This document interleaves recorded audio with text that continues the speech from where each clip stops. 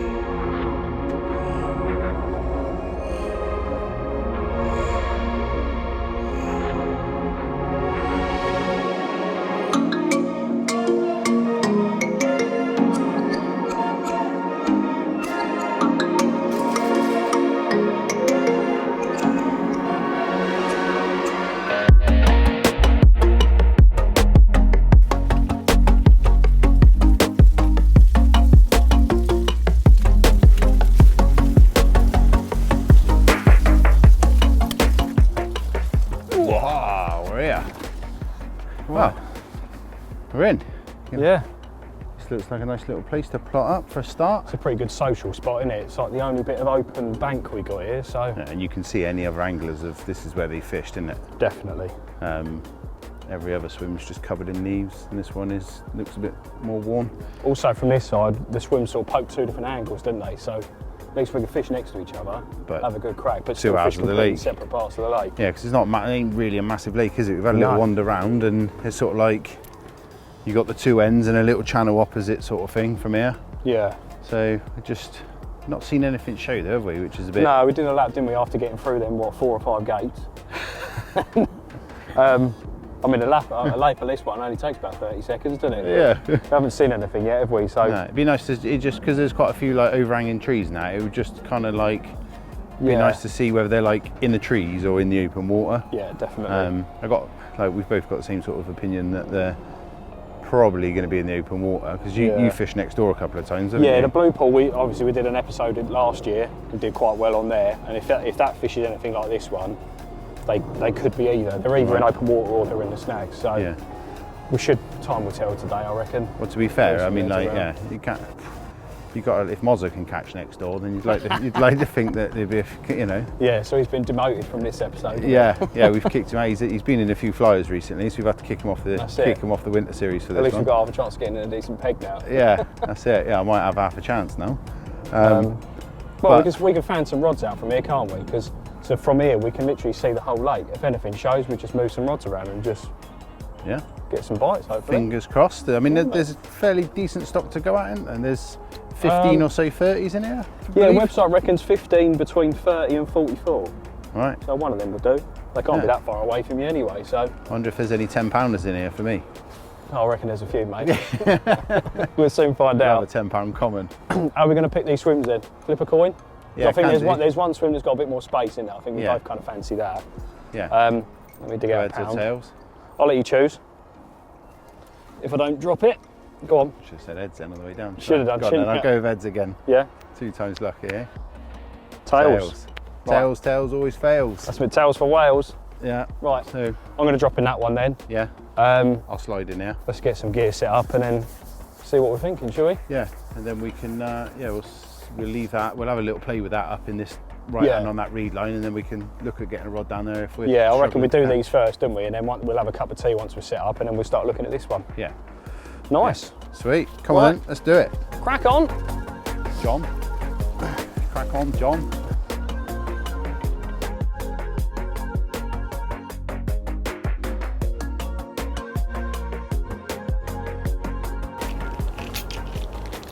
I think they're out there. Huh? I think they're more to the left. Think what? I think they're over here. You wanted to go there? Yeah, I did. Got it, Bart. Not having much success on this coin flipping business. No, you're not. I hope he smacks you. Whatever.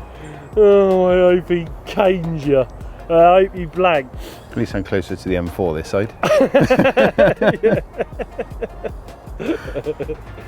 Oh, poor old Bart. He's had no luck lately, is he? He's had no luck at all. Get out of it. Come on then, I'm getting set up.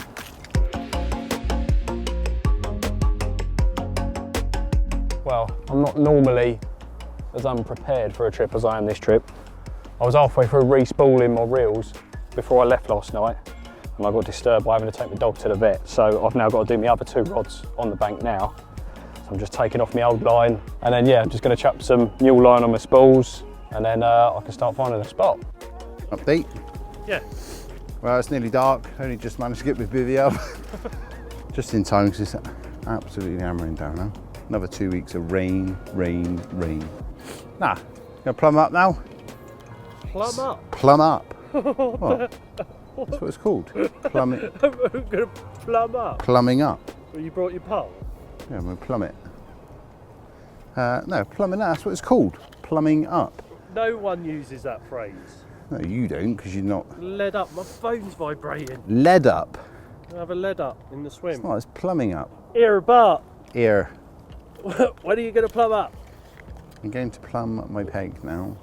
Would you say plumb up? No, that's what Noddy said. You would not plumb a swim up. What do you say? Lead up? Leading around, mate. Leading around? Yeah, that's what everyone says. No one says plumbing up. Put in the comments below, do you plumb up or do you have a lead about in your swim? A lead about? Well, Yeah. You plumb up, don't you? You plumb No, your peg. Bart, no one plums up. When no one says Well, you're a that phrase. flipping pot noodle carp angler. You wouldn't even know how to use like anything else other than, ooh, eat me. You chucked a runny rig out in the middle of the pond.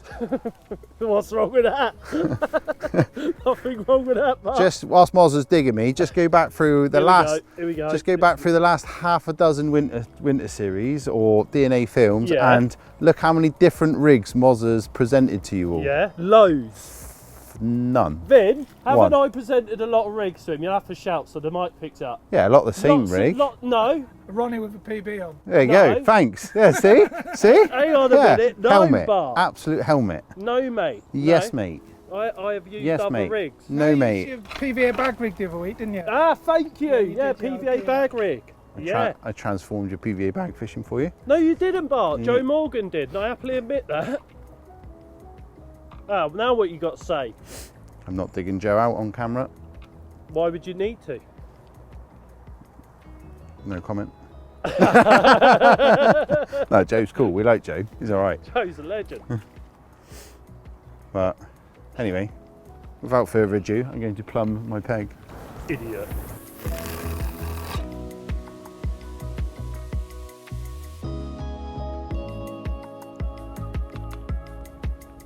So while we were unloading the barrows, the fish lumped out right in front of my swim. Happy days for me, get in there. So I'm just going to chuck the marker rod out there, try and work out what that fish has showed over, because the coots have also been diving on it, so there could be a little bit of old bait down there, could just be a spot that's the fish have fed on and disturbing the bottom, anything like that. So I've just flicked the lead out. It's a little bit weedy. I'm just going to investigate the area first. It's a good point to start. See if I can find a clear spot amongst the weed. Yeah, I might as well chuck it in a field. It's like fishing in that. Shut up, Vinny. Why are you chucking hard left? Fish your own swim. No, I'm trying to fish straight out. That is not straight out. Can't even put it back. Like, I'm getting the Oh, yeah. Yeah. That's just crap, isn't it? Right. Right, so found my spot that I'm happy with. That same spot that was out there, I've plumbed it up on the depth with a marker float. It's exactly 8 foot, so I'm happy with that depth. So that zone out there is the one for me.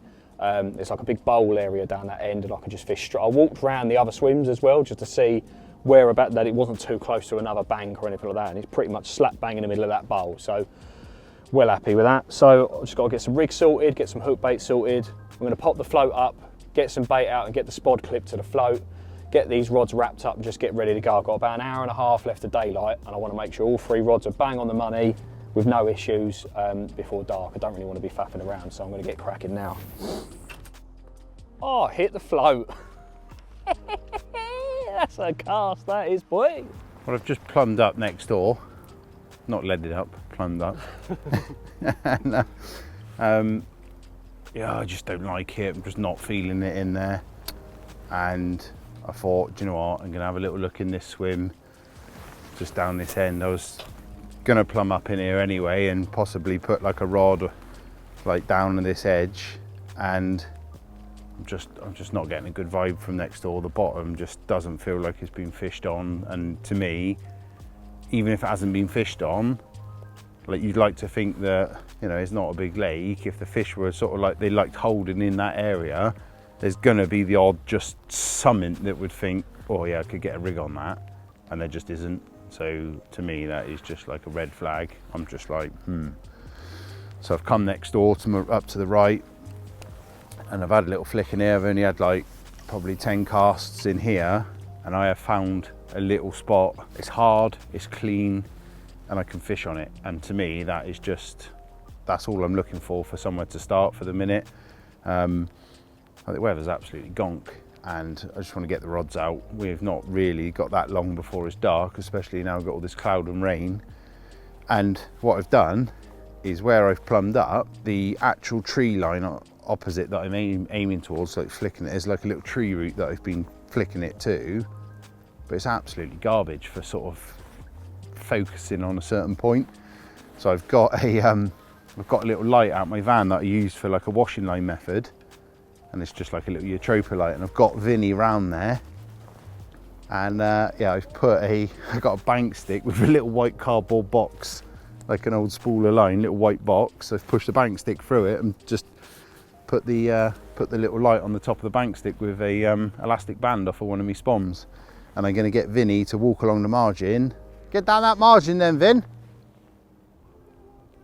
Through the trees. What did he say? How am I going to get? He thought you had to walk down the edge. So when I cast, that little white cardboard box will pick up my attention to aim it at. And obviously I've got the little green light on there as well for recasting at night. Oh, Vinny, that's lovely, that. So that's going to help me be nice and accurate. The spot's only big enough really for 2 rods. So I'm going to get 2 rods out on there. And then you never know, I might even save a 3rd rod. Go and see if I can carve up Olly with it off the side of him. So probably going to put about 10, 12 spods out. I'm going to put all 3 rods on that zone. I've found absolutely nothing in front of this spot, in front of this swim, sorry, apart from that one spot. We've only seen one show, and that's been in that zone. Now, we got here at 11 o'clock in the morning, so most of the time you're seeing the activity, especially this time of year, first thing in the morning or just before first light.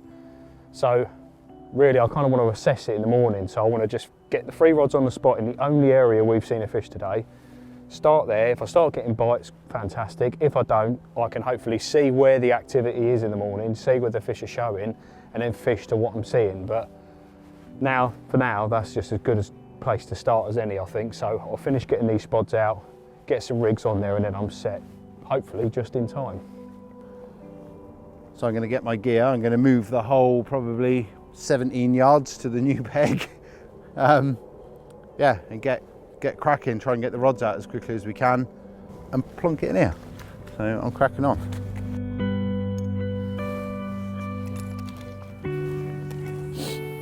That spot took a bit of plumbing up, but we got there in the end. And I feel like this time of year, it really is probably the most important thing. Getting somewhere that those carp are willing to feed. You know, a nice clean bottom this time of year is, to me, yeah, it just is massively important. It's something I've always done. You don't want like an area where they don't really want to visit or don't want to feed. So make sure you take your time. You want some, you know, you just want somewhere nice and clean to present your bait and your rigs. And I feel like is that key to getting a bite this time of year. You know, which end of the lake are they going to come from? Do they like feeding in the deeper water, or do they sort of hang around a lot of these margin spots? The only problem you got with the margin spots this time of year is there's so many leaves around. Everywhere you walk around, any spots that were there, they're pretty much covered over. So, you know, they're covered over in leaves. They're not a great place to fish this time of year. I think just finding that little area in the lake that you can drag back, and like where I've plumbed up, there's absolutely no leaf matter on the bottom. And I think that just could be the difference. Now we just got a case of getting our rods out and get a bit of bait out there. Then we can kick back and relax. We're supposed to be having a bit of a social. It's nice, you know, Olly's proper sound, so it's nice getting out on the bank with him. It's a shame we got to put up with Mozza, but you know, life's tough.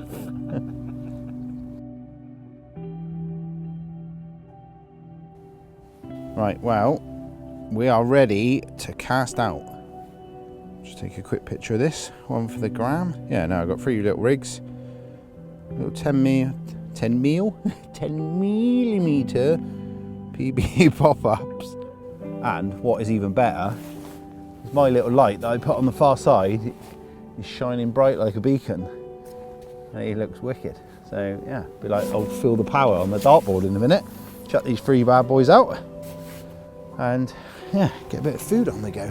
Turn around, that's what it's all about. Whoa, doody okey dokey.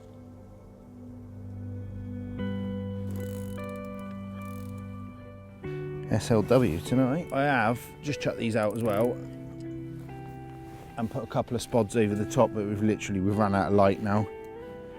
So I'll run through exactly what bait I put out tomorrow. But I've got just a little box of goodies really. Focusing around insect meal, I think it's great this time of year. Now it's time for a bit of food and a chill out. Happy days.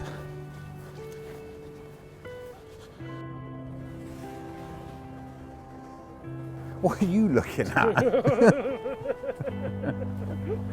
That day's gone quick, innit? Oh mate, it just feels like being here like 5 minutes and now it's pitch black. I said to Mozza like a minute ago, I said, I left my house like 10 hours ago and like just got the rods out. Yeah, it's mental, isn't it? It's crazy, but confident? Little bit, I think, yeah, I don't know. We sort of... You've had a mare, ain't you, moving swims? Oh, well, yeah, like trying to plumb up in there and then get in there and then, you know, I found a spot that I can fish now, which I'm happy about. Yeah. It's just sort of, I don't know which end of the lake the fish are going to be. And it's hard, isn't it? Because when you get here like late morning, a lot of the showing and that's already been and gone. So you're turning up when they're least active. Yeah, so like the morning will tell us a bit more, but we've seen 2 at your end, haven't we? So 2? You didn't tell me about the other one. What? 2? I've seen 1. 1, 2, that's all the same. Probably same fish, I'll let you off. Is that why you're going in there tomorrow? 1, 2, miss a few, 99 at 100. That's it, yeah. So, well, it is what it is, isn't it? We've seen 1 in the vicinity. See what happens tonight and get a bit of grub on, I think. That's what I'm more excited It's getting about. cold as well, isn't it? Now Yeah, proper gone wet, fresh. now it's like starting to freeze up. But yeah, bit of food. 2 right. Go and grab some food. What are you Try and cooking, warm mate? up. Nothing. Why? Because it's you. You can have 2 dry Weetabix and that's it. Yeah. You got what you And 5 Jacobs Probably crackers somewhere. with no drink. Sweet Mark, get your food out. Yeah, boy. Get the fire on. So yeah, Let's come on. eat. Let's get warmed up and get a bit of grub. 2 right. Come on the carps. Chef Bartlett. Chef Bart.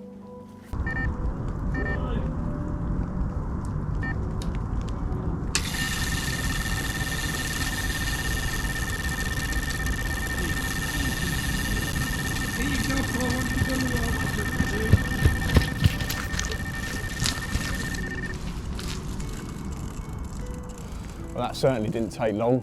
We've only just started getting dinner going. And it is the right hand. I just had to check. The right hand has just busted off. So it's a very welcome sight. Fishing fairly locked up, so he hasn't gone too far and he's coming in quite nicely.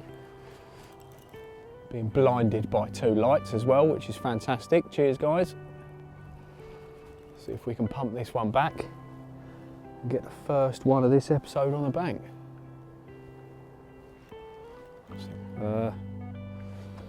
Let's try and get under them then, don't I? Get through there, there we go. I'm in the tree! Help me, Olly!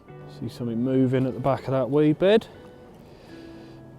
Yeah, I can see a carp amongst that. I've just got to try and bundle him in the net.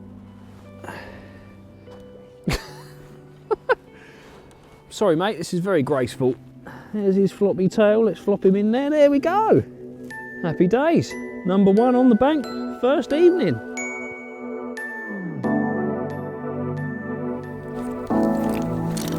Don't go anywhere.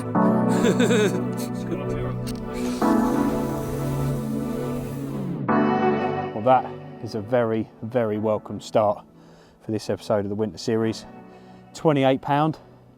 That will do very, very nicely. And into the first evening as well, so I haven't even had to wait that long for this bite. Couple of snaps, get it back and enjoy the rest of the evening.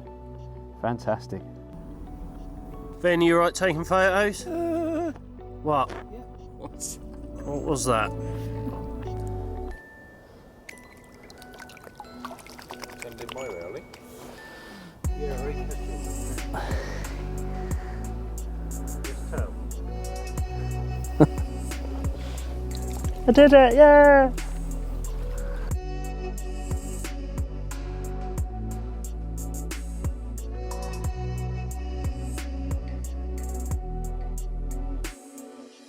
Morning. Morning, my lover. You right? Yeah. Good night's kip. Yeah, same here. I was expecting to have, well, especially for you, I thought after you had that first one, I thought maybe, you know, there's a few in the area and... But we've not seen anything this morning, have we? No. It's been really, really quiet. It does look very bleak. I don't know whether those couple of frosts that we had just before we arrived, whether that's just just turning on its head a little bit. And I see but there's it's lifeless. Like we were. It's just funny that there's been no activity whatsoever, no bubblers, nothing. Normally you would have seen something to say that the fish are doing something, but yeah. So that's where we are. We'd have to keep our eyes peeled today, and don't know. We'll have a look at there. I might try and find a little spot up, maybe up in the corner up this end. might be worth it. The only activity we have seen and the only fish that's been caught is this end, isn't it? So it's might be worth a move. Time for a bit of brekkie, I reckon. That is a good shout. Your turn. Well, you'll have to make the brews because I didn't bring any water. I'll make the brews. That's it. I'll chuck the And bacon then- on. I don't mind. I got plenty of food. Come on. Let's go and get a bit of grub.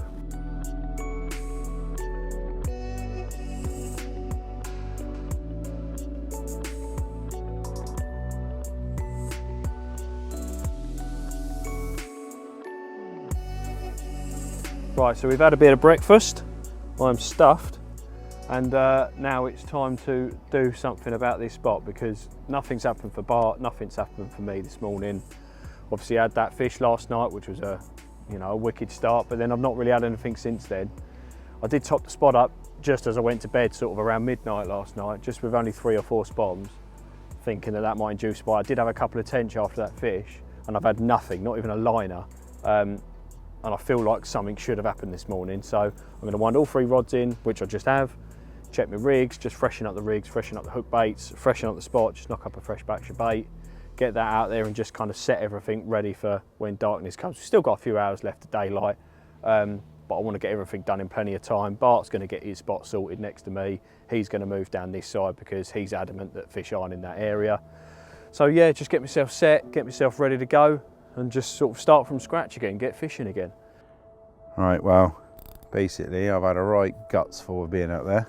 I've come down to this end, up to Olly's left. I can't fish near where he's fishing because that's right round to the right over there, but it's not looking good up there. I've literally not seen a fish fart. I've not seen, I'm just not feeling it. I think seeing that one fish and that one fish that Olly's caught as well, that's just all I've got to go on, and I just think maybe they're down this end of the lake and there's an area up to Olly's left that's not being fished. I'm pretty much going to bite the bullet and move down here. I think where I was fishing and how I was fishing up there, if they were there, I think I'd have had one, no different to how Olly was. He baited up and he caught one straight away, and maybe they've just backed off into this corner. Let's find something to fish over first of all. That's it, and this clip, there you go, fill it down. The thing is he was listening to what you were saying. God. What I got to put up with, eh? Tell him what it is, Al. Do you want to have a go, boss? Don't pull it too hard. Don't go anywhere. Don't go anywhere.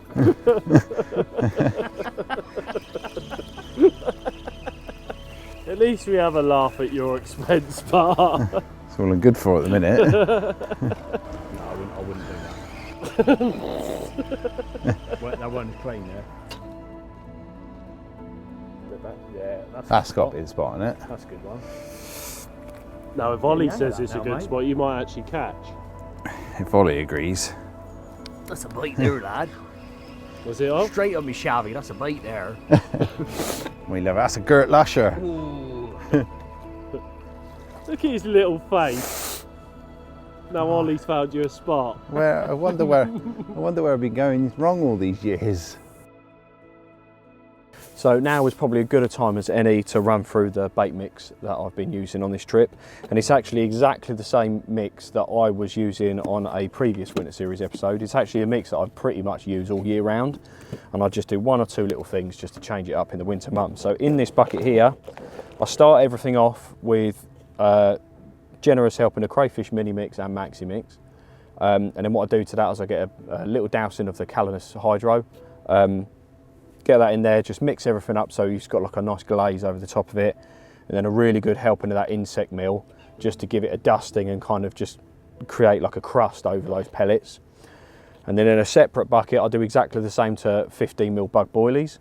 Again, Calanus Hydro, let all those soak around. I'll probably leave the liquid overnight on the boilies, and then in the morning I put another tiny little bit of liquid over the top, another generous helping of insect meal, and I'm shaking the bag around or the bucket so they've got a nice crust over to almost like an active hook bait. That then all goes into the bait, into the bucket with the pellet. But what I do with the boilies, I don't really fish them whole. I sort of get each one and just break them in my fingers. So you've got loads of different bits, halves, quarters, wholes, like a bit of everything in there, just so you've got bits and pieces. And then that's the main bulk of the mix. So that is what I would use all year round.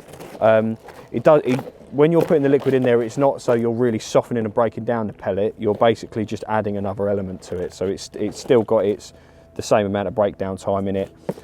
That's sort of the mix of how it would normally look. This is what I've been using all year round everywhere. The only thing extra that I do in the winter months is I just get a little helping of maggot in there. Red and white maggots is normally what I'd use. And I just put a few handfuls in that. Again, I'm only mixing small batches this trip because I'm not using tons of bait. And I'll just get a couple of handfuls in there like so. Again, you don't need tons of maggots with this because you've got the other bait as well. Just want that little natural element in there. Give that a little slosh about, and then you just got that little something extra in there that the fish can home in on. And then on my hook baits, I'll then just tip those hook baits with a bit of maggot as well. So onto the rigs coupled up with that. Well, I don't want to sound like a broken record, and it's probably a term you hear a lot of anglers saying these days, but when you've got confidence in a rig and it's caught you so many fish time and time again, why on earth are you going to change it when you come into these different venues? So this is the rig that I have used time and time again for probably the last couple of years now. It's a combi rig, a little bit of fluorocarbon there, tied with an Albright knot underneath that bit of putty, and some very supple braid there. Little kicker, shrink tube, anything like that, and a size 4 wide gape. Bottom of there I've got a little bit of silicone tube in there to trap the hair, and then on the bottom of that I tie a rig ring. And the reason why I do that is because if I'm using different hook baits and I want to chop and change things around, I don't have to worry about whether I've tied my hair too long or too short. Every time I know it's got exactly the same amount of separation between the hook and the start of the hook bait. And on this occasion, I'm using the same hook bait that I've pretty much used time and time again. That is a bug hard hooker and then half of a bug half tone pop up, snowman style topper, however way you want to look at it. I've used that again all year round. It's caught me all of my big ins here up to over 50 pounds this year. And then all I'm doing again on this occasion is I'm just tipping them off with some maggots. Now, normally I just use a bit of bait floss and just tie it on there, but on this occasion, because I'm tying on the maggots, it makes it a lot easier for me if I use a bit of zig line. I can just thread that through, tie that on the end, and then I've got a couple of big tag ends for the zig line. I can use my little maggot needle, thread a couple of rubber ones on there just to ease the knot down so I don't pull through the maggots. Tie it off to the top, and the maggots act as your boilie stop, if you were. So very, very simple.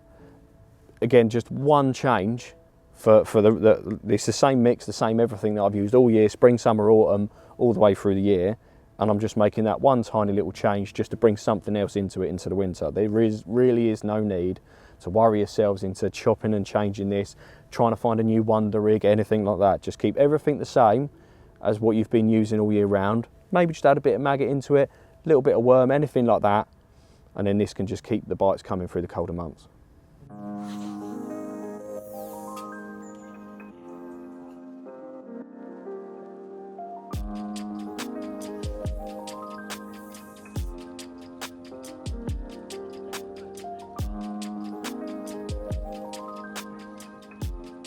Surrounded by people I don't like.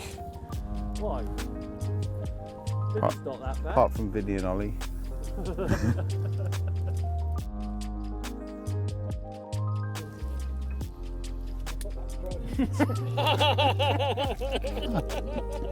You. I'm using him Magwar's mate. You wait till I swap your spools later. I'm going to get my mix ready for my fishing, and I have got a really confident mix that I use for all my cool water fishing, and it is stemmed around bug boilies, and I've got those in 12 mils, and I've just pre-soaked those. You can smash them up really easy with your hand once you've soaked them, like you can see there, but because I'm just fishing for a bite, I'm not really looking to create a baited area as such where I'm going to hold a load of fish in my peg feeding. I'm looking to just catch a carp at the minute. So yeah, I'm going to push that through a riddle, and all that does is you can smash them up with your hand absolutely fine. You know, you can get like buckets that you crush them with and all that, but the only reason why I like to put them through this riddle is that it just ensures that every single boilie that I want crushed is crushed. But this is a 6mm riddle, so you get like up to 6mm pieces of boilie.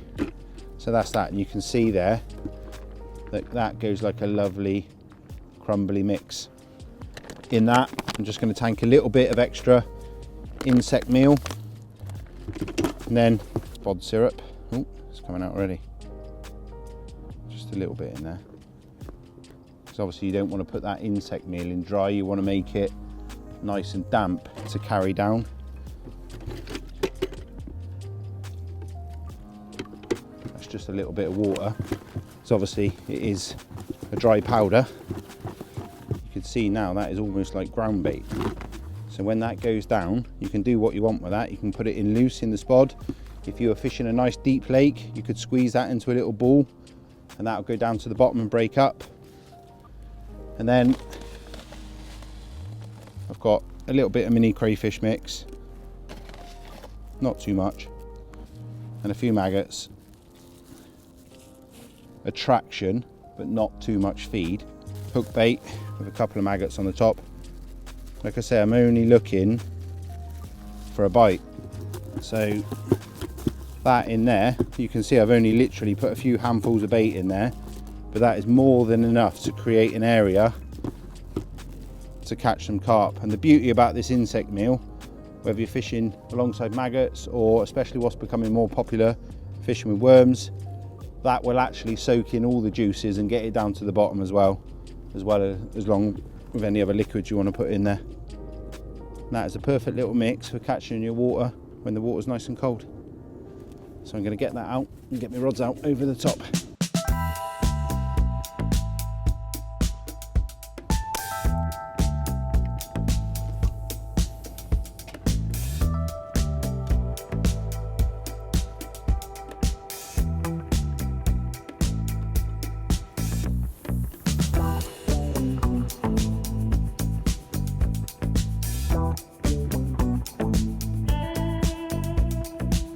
Yeah, I like to try and eat things that are wholesome and that are going to fill me up as much as possible.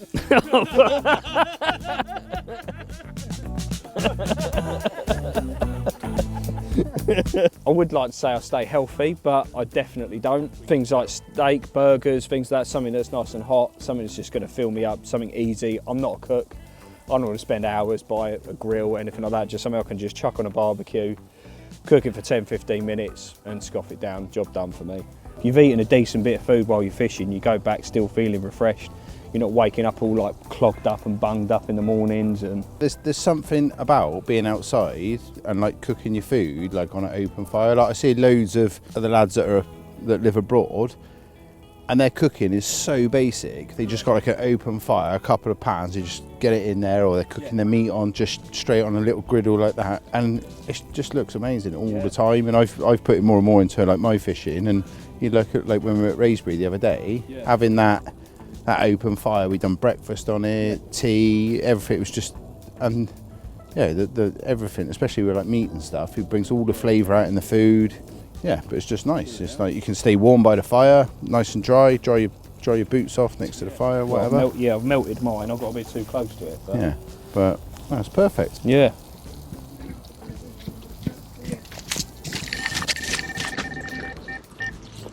Well, at the moment, Olly's teaching me how to fish.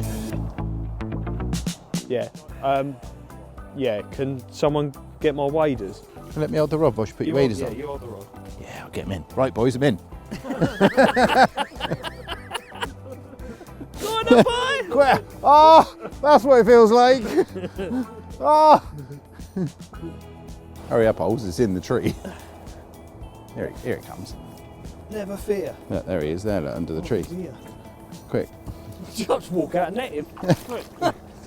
Team effort. You could net him. Yeah, he's literally. You have to put your rod over the branch, and then it'll come. He's in the net. Mate, he's an alright one. Is he? Just bite the line, Ols. Ols, bite the line. You got to rewrap anyway, so just bite the line there, and it'll just come off the tree, won't it? All these tips I'm giving you.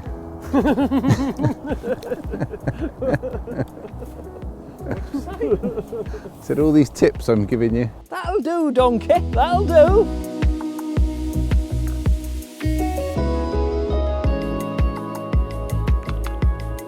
Well, how about that for a bit of winter success?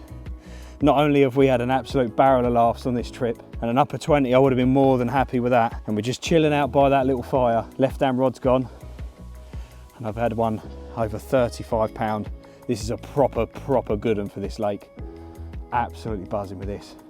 Mega. What do you think there, Bart? Here, my lover. Just filming how good you are. Boy. Let me get in here.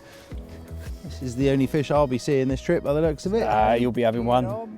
You're to the left of me now, aren't you? So this is the left-hand rod, certainly not far from your spot. Yeah, what a cracker though. Yeah, mate. That's a bit of cheese for here as well, isn't it? That? Yeah, it's a proper good one. Yeah. I don't know how many 30s are in this lake, but to be rewarded with one of these on the first time coming here, and for the cameras as well. It's freezing cold, proper winter carp, that one. Frost everywhere, just the way we like it in the winter series. Off you go.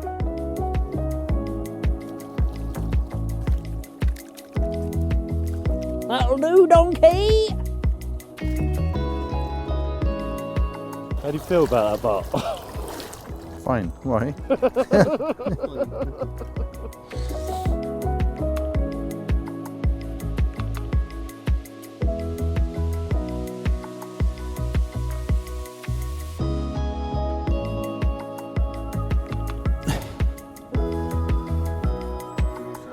To me.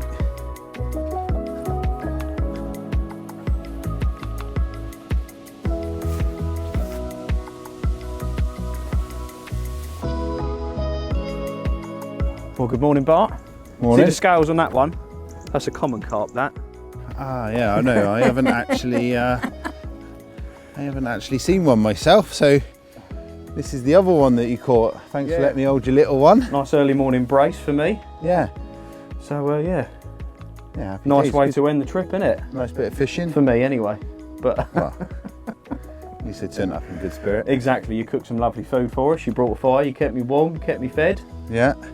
But no, it's We've had a barrel of laughs anyway, haven't we? yeah, it's Been been a great trip.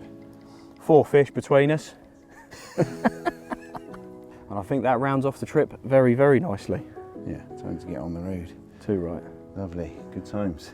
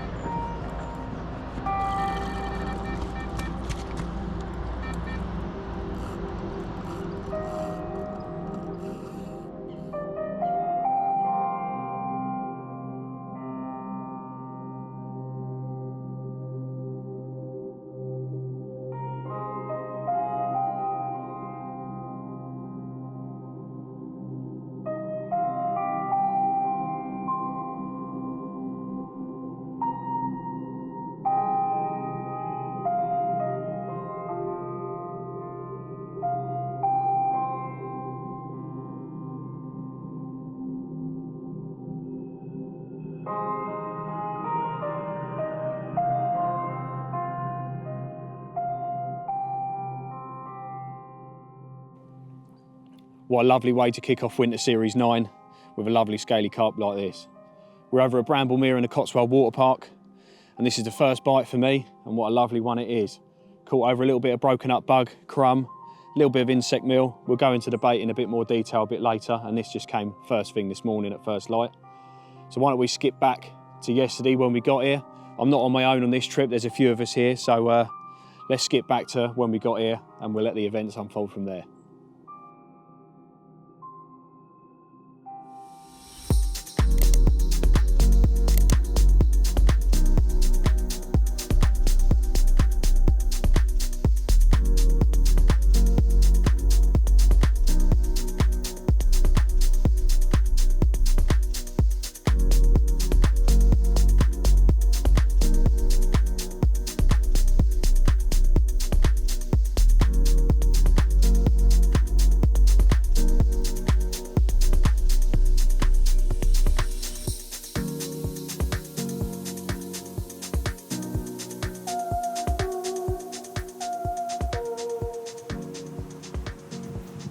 Right, I'll go first.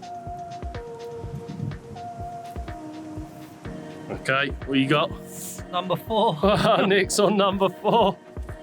Ollie's on number 2. Char, look at him. No excuses now, pal.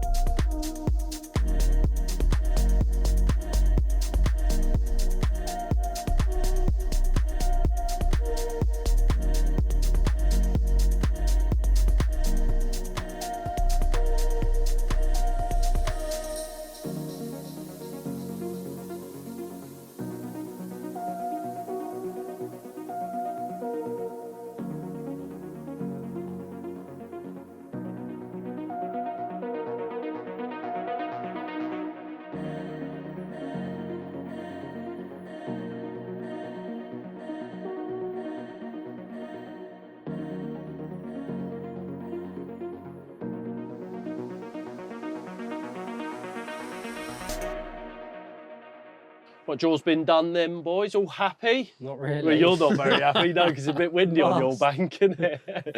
I've gone on the windiest bank you can possibly imagine. Wait, you were forced on there? Yeah, I was forced Yeah, on there. you come out fourth. You come out second. Perry come out first. I come out third.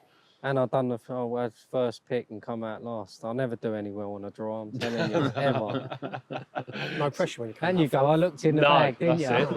Yeah, Looked you in looked in the bag and still picked the last one. So what? You were out first. So well, that was my boilies with the numbers on, so I was bouncing. Yeah, of course. You knew what shape, which one was. Yeah. He just held one in his hand that little bit longer, so he knew which one was the warm one. Oh, there we go. Yeah, so we sort of done the draw, didn't we, for a bank each. So we've all got a bank each. I'm on the far bank over there. Lee's obviously come this side and Perry's over there. Yeah, so you're on the bank, as soon as you come into the actual pond, you're on the left-hand side. Yeah. I'm on the bank straight in front of you. There was one. That's on your bank, Perry. Oh, fell. He's in the fire. That's 2 fish I've seen there now. Yeah, that's we saw one earlier on, didn't we? That's the main reason I chose that bank, because there was one showed when we walked round. The wind's been blowing slightly that way, so it's all had to go on really. It's a slightly shallower end, which might not be ideal for winter, but just how fish It's been showed. fairly mild though this week. It has been, yeah. So, and I don't think there's much difference in the depth. I don't think it's a very deep lake either. Not really. No. 8 foot or so. I think this is the deepest bit down in the far corner here. Yeah, I think we walked around with the bailiff this morning. He said it was like 10 foot here, but then obviously it just shallows off as it gets towards Perry sort of thing. So, but yeah, I mean, the fact that we got a whole bank each, there's plenty of us all to go at. We've got loads of room, haven't we, between us, which is nice. So, I've got that little bay to my right as well. Yeah. So hopefully at some point in the week they might push in there. And that'll be it looks nice up that corner. Does do a lovely little bay with them reeds, the overhanging torn trees. between mine and that one. It's meant to be deep in there as well, I think, in that little bay. Is it? Yeah, well, we'll soon find out when I start thrashing it to a foam with a lead. Right, well, we better get all set up, because as it is with the Winter Series, obviously you're always chasing the light. So we're going to lead off to all of our swims, get everything set up.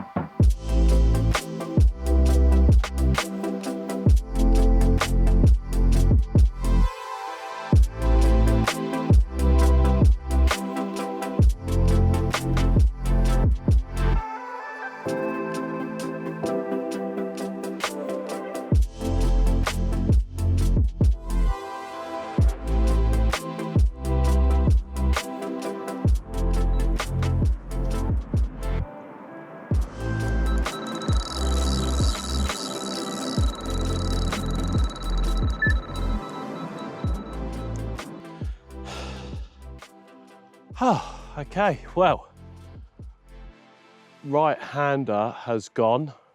This is actually the second bite I've had off this spot. First evening, should we say. It's only about 9 o'clock now. And yeah, the right-hander's gone. Left-hander went earlier on, but unfortunately he weeded himself up and then fell off. A bit like what this one's done. It's weeded himself up, and I'm just hoping he's not going to fall off either. So there's a lot of weed about still. Loads and loads of weed about at the minute, which has been a bit of a problem for me in this swim. But it's not as if I haven't had weeded fish before, so let's just hope that patience gets him back out, fingers crossed. But yeah, it's nice to know that that spot that I've chose out there, which isn't the biggest spot in the world, it was hard work leading about earlier on to find a spot. It's done me a couple of bites on the first day, so you know, that says it all really. I just hope that I can get this one in, fingers crossed.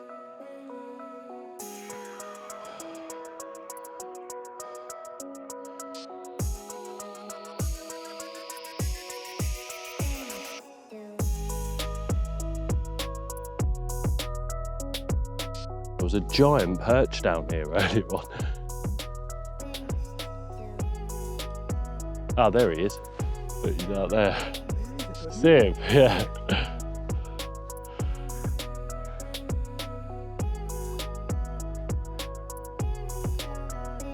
Come on, you. Out you come. Mad how much weed's about still, considering what time of year it is.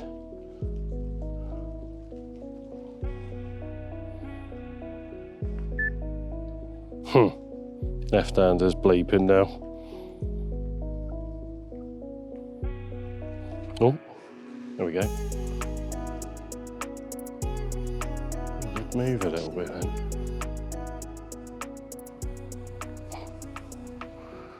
Right, well, just taking the tension out of the line at the minute. Just let that go a bit. Tightening back up. Now I'm fishing 3 rods on a spot out there, hence why you can hear the other rods bleeping. I'm worried that he's wiped the middle rod out, so I'm just going to put him back on the rest.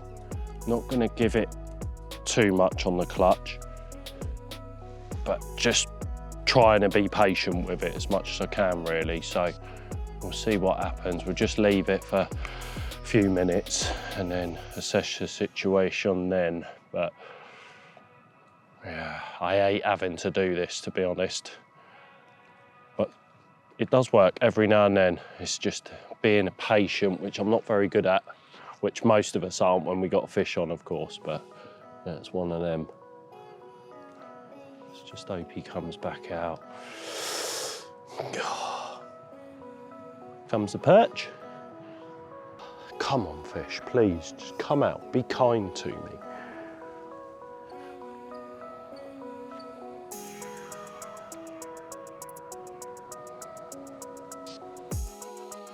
How can the weed be this strong still this time of the year? Oh, he's off. Damn. Oh, it's painful. Painful.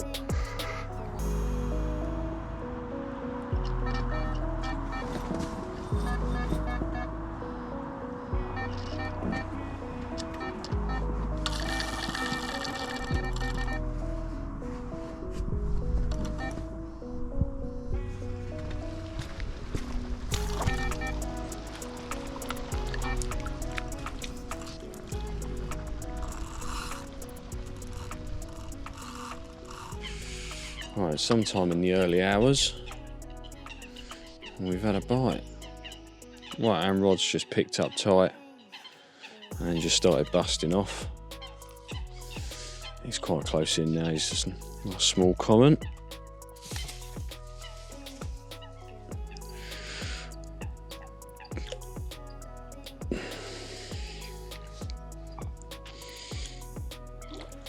Come on, mate.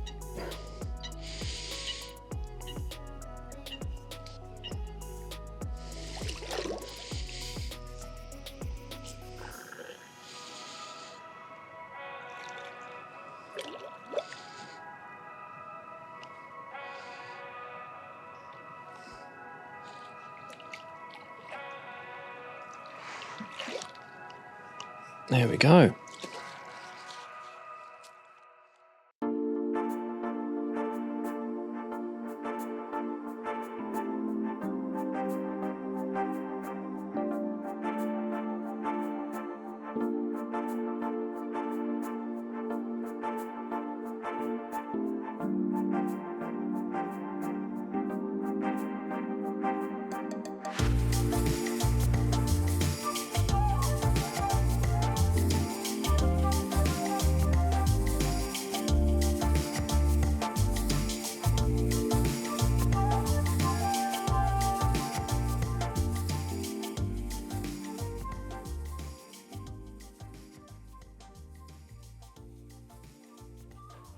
Bite number 2 for me.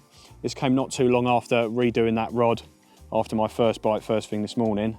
5 spombs of bait back over the spot. The cast went bang on the first time as well, which was great. The coots have been a little bit of a nightmare on me because I'm fishing in quite shallow water, and not long after they pulled off, this one turned up. So very happy with him. Proper long common, this one as well. So yeah, I'm going to get a couple of photos, slip her back, and hopefully bite number 3 won't be too far away.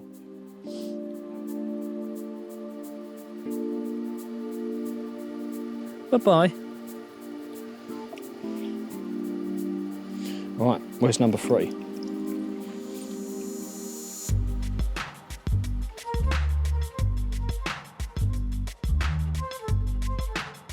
Oh, well, good morning. I am licking me wounds a little bit this morning, let me tell you. Now, I've gone back to using the solid bags that I haven't actually used for a long, long time, to be honest. I started using them early spring, had quite a few decent fish on it as well, and for some reason just stopped using them. So I thought for this trip, use them. It's very rare I lose fish on them. And I've lost 2 on the pounds. Oh, it's painful.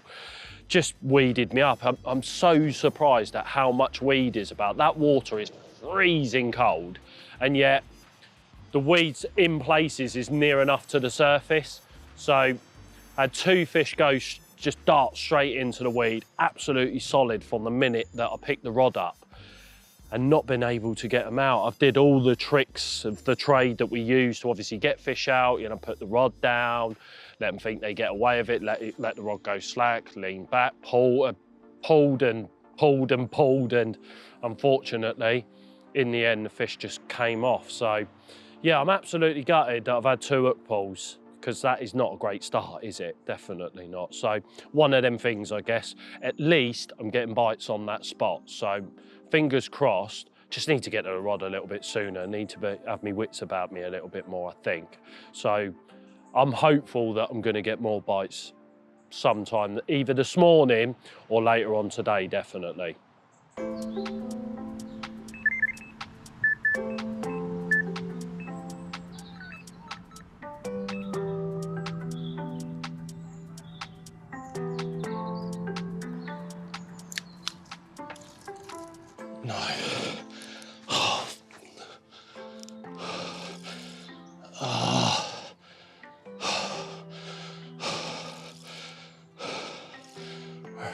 There he is. Oh God. No, come round here. Where's he going? He's right here.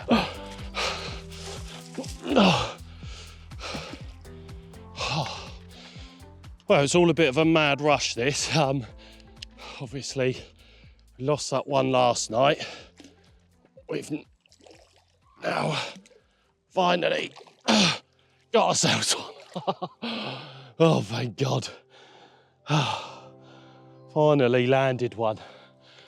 So we've had a couple of losses, unfortunately, but made up for it with that one. Oh, thank God. Oh, lovely.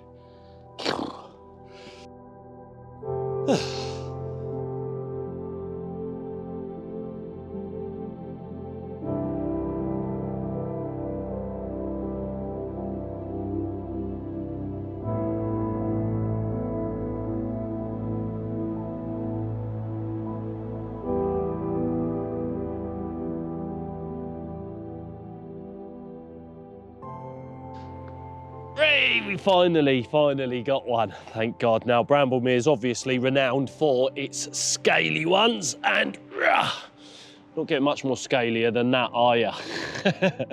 £18 exactly this one went. And he come in really easy as well, which is making me wonder, them ones that I lost, them couple that I lost in the weed last night, were they bigger ones? But who knows, nice to get one on the bank all the same. So fingers crossed, plenty more of these to come today for not only myself, the rest of the lads as well. But a lovely start to the Winter Series 9, wicked.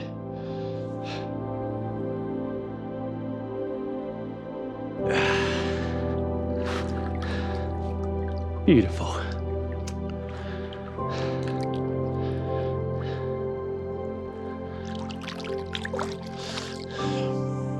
Away. Nice, nice.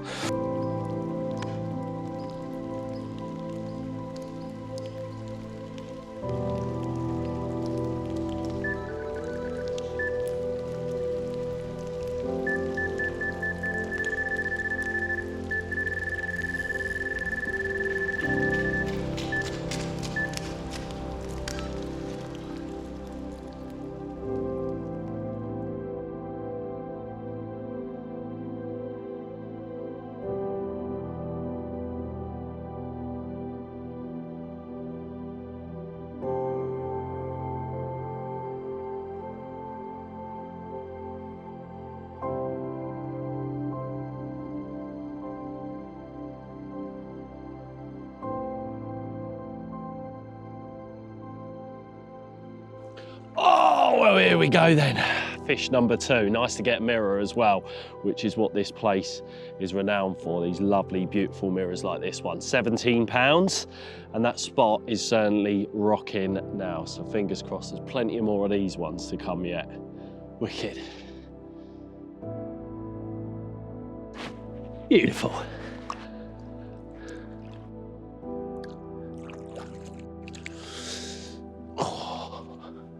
That water is freezing. Right, so a little morning update from me. Obviously, I've had them 2 bites this morning, which, yeah, really great to get off the mark and so soon as well. So I'm chuffed to bits with that. Both of them have come off my main spot. I've got another rod in the swim to my right, which is in that bay that I mentioned at the start. And it looks perfect for a bite in there, but ever since I put that rod out, I've had like 1 liner last night and it's done nothing since. So the coots have been hammering my spot out here, and I know it's fairly shallow water. It's a bit deeper out there, but I'm sort of worrying that maybe something's not quite right with that spot. So I'm going to whiz that rod in, just check the rig, that kind of thing, and redo that. And also I'm probably going to need to redo those rods soon as well, because those coots have picked up both rods. And I just want to double check that them hook baits are all right. Top the spot back up, because they've probably cleaned out a fair bit of bait as well. I want to make sure that everything's bang on for when that time carp do move back in. I want to make sure I'm getting a bite straight away. So sort myself out and yeah, get them rods sorted and then just see it out for the day and see what happens next.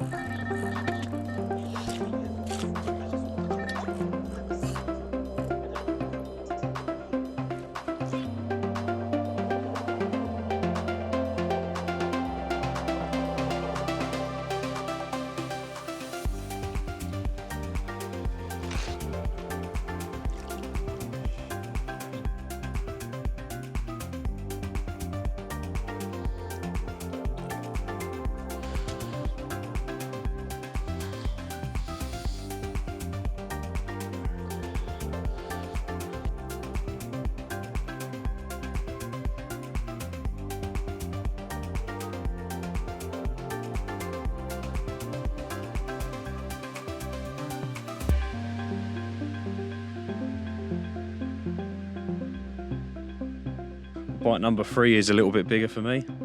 About 22.5 this one. Lovely little patch of scales near his head down there as well. So he'll be very recognisable when it's 10 or 20 pound bigger one day. But yeah, I was chatting to the owner earlier in the evening. Yes, I've got no idea what time of night this is, but at some point yesterday evening I caught up with him briefly and he said there's loads of 20 pounders in here, so this is probably about the average that what you should be catching on this lake. Hopefully even a little bit bigger. So yeah, I've got the rod back out. It's really hard as well because it's such a dark night and I'm trying to see the tree line on the far bank. I'm basically aiming for where Perry's bivvied up to. It's been really tough, but luckily enough that rod went straight back out first time. So yeah, I've got the lights on the house behind and I can aim for those. So it is making life a little bit easier. A couple of spots back over the top. And yeah, fingers crossed. This isn't the only one of the night for me, but yeah, well happy to get a 20 pounder now. It seems like that spot is well and truly rocking.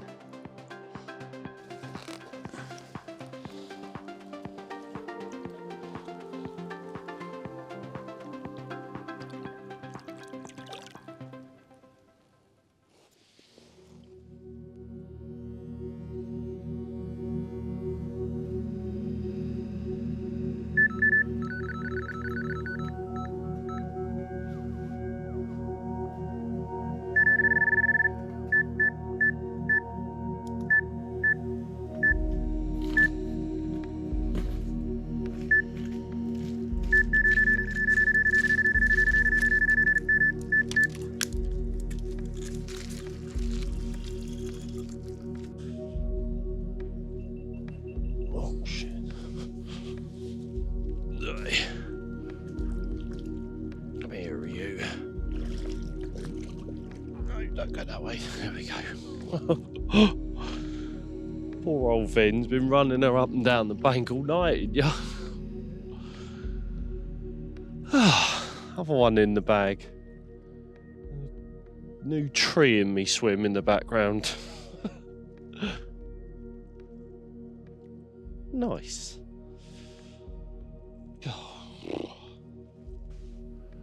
Yeah, I was in my bed and I was like, I could hear all this bloody rustling and all that. I was thinking, what is that? And then I was looking out and I was like, I swear that tree is moving. And I put my head torch on it and it come down. Right, well, I'm going to put this one in the sling quickly because it's only, well, it's about 7 o'clock in the morning, so it's only going to be light in about 3/4 of an hour. So I'm going to put him in the sling because I can see in the background that Olly's got one on as well.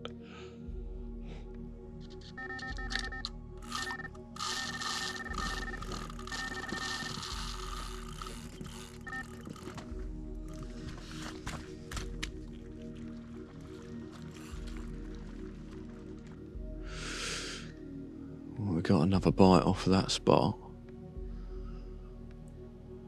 Actually feels like a bit of a better fish as well, which is nice.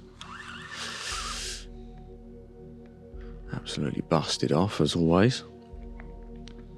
I don't think it's too far out, which is good. I've been feeding some perch in the edge as well. It's like 3 or 4 little perch right in the edge of my swim. I put a little bit of bug crumb down there and they've been troughing. So that was a bit of evening entertainment.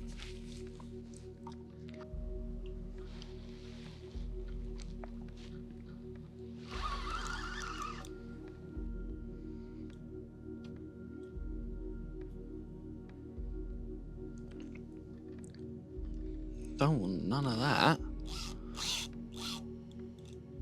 Jesus, where are you going? Sometimes it's them lights. You get, especially in clear water, when you get them closer in, they get a glimpse of the light, catches their eye, and then they just go mental and they just go on another mad run. You watch, you'll probably do it again in a sec. God, he don't want to give up, does he?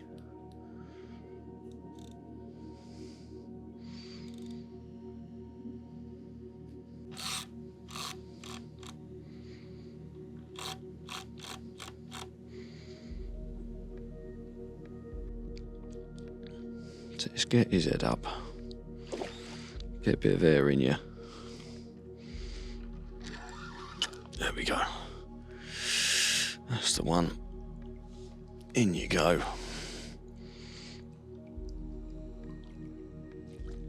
Lovely jubbly. Whoa, bit chilly in here, out here rather. Ooh. Oh yeah. He's got some big old scales on him. Lovely jubbly.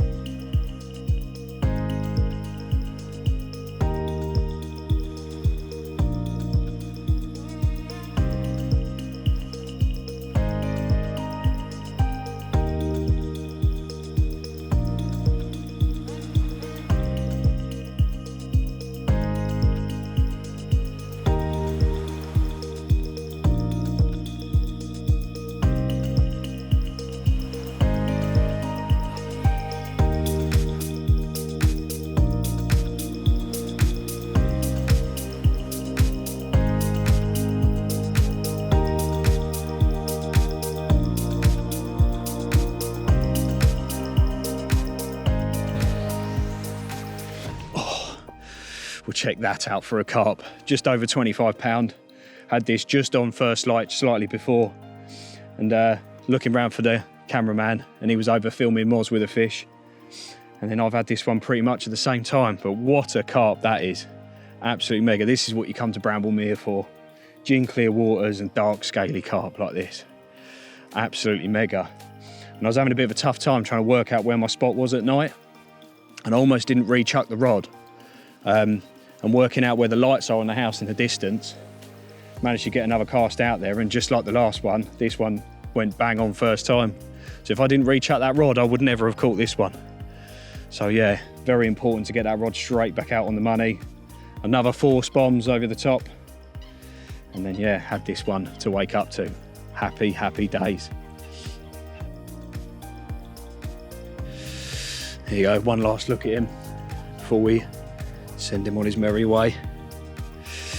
Mwah. Go make someone else happy one day.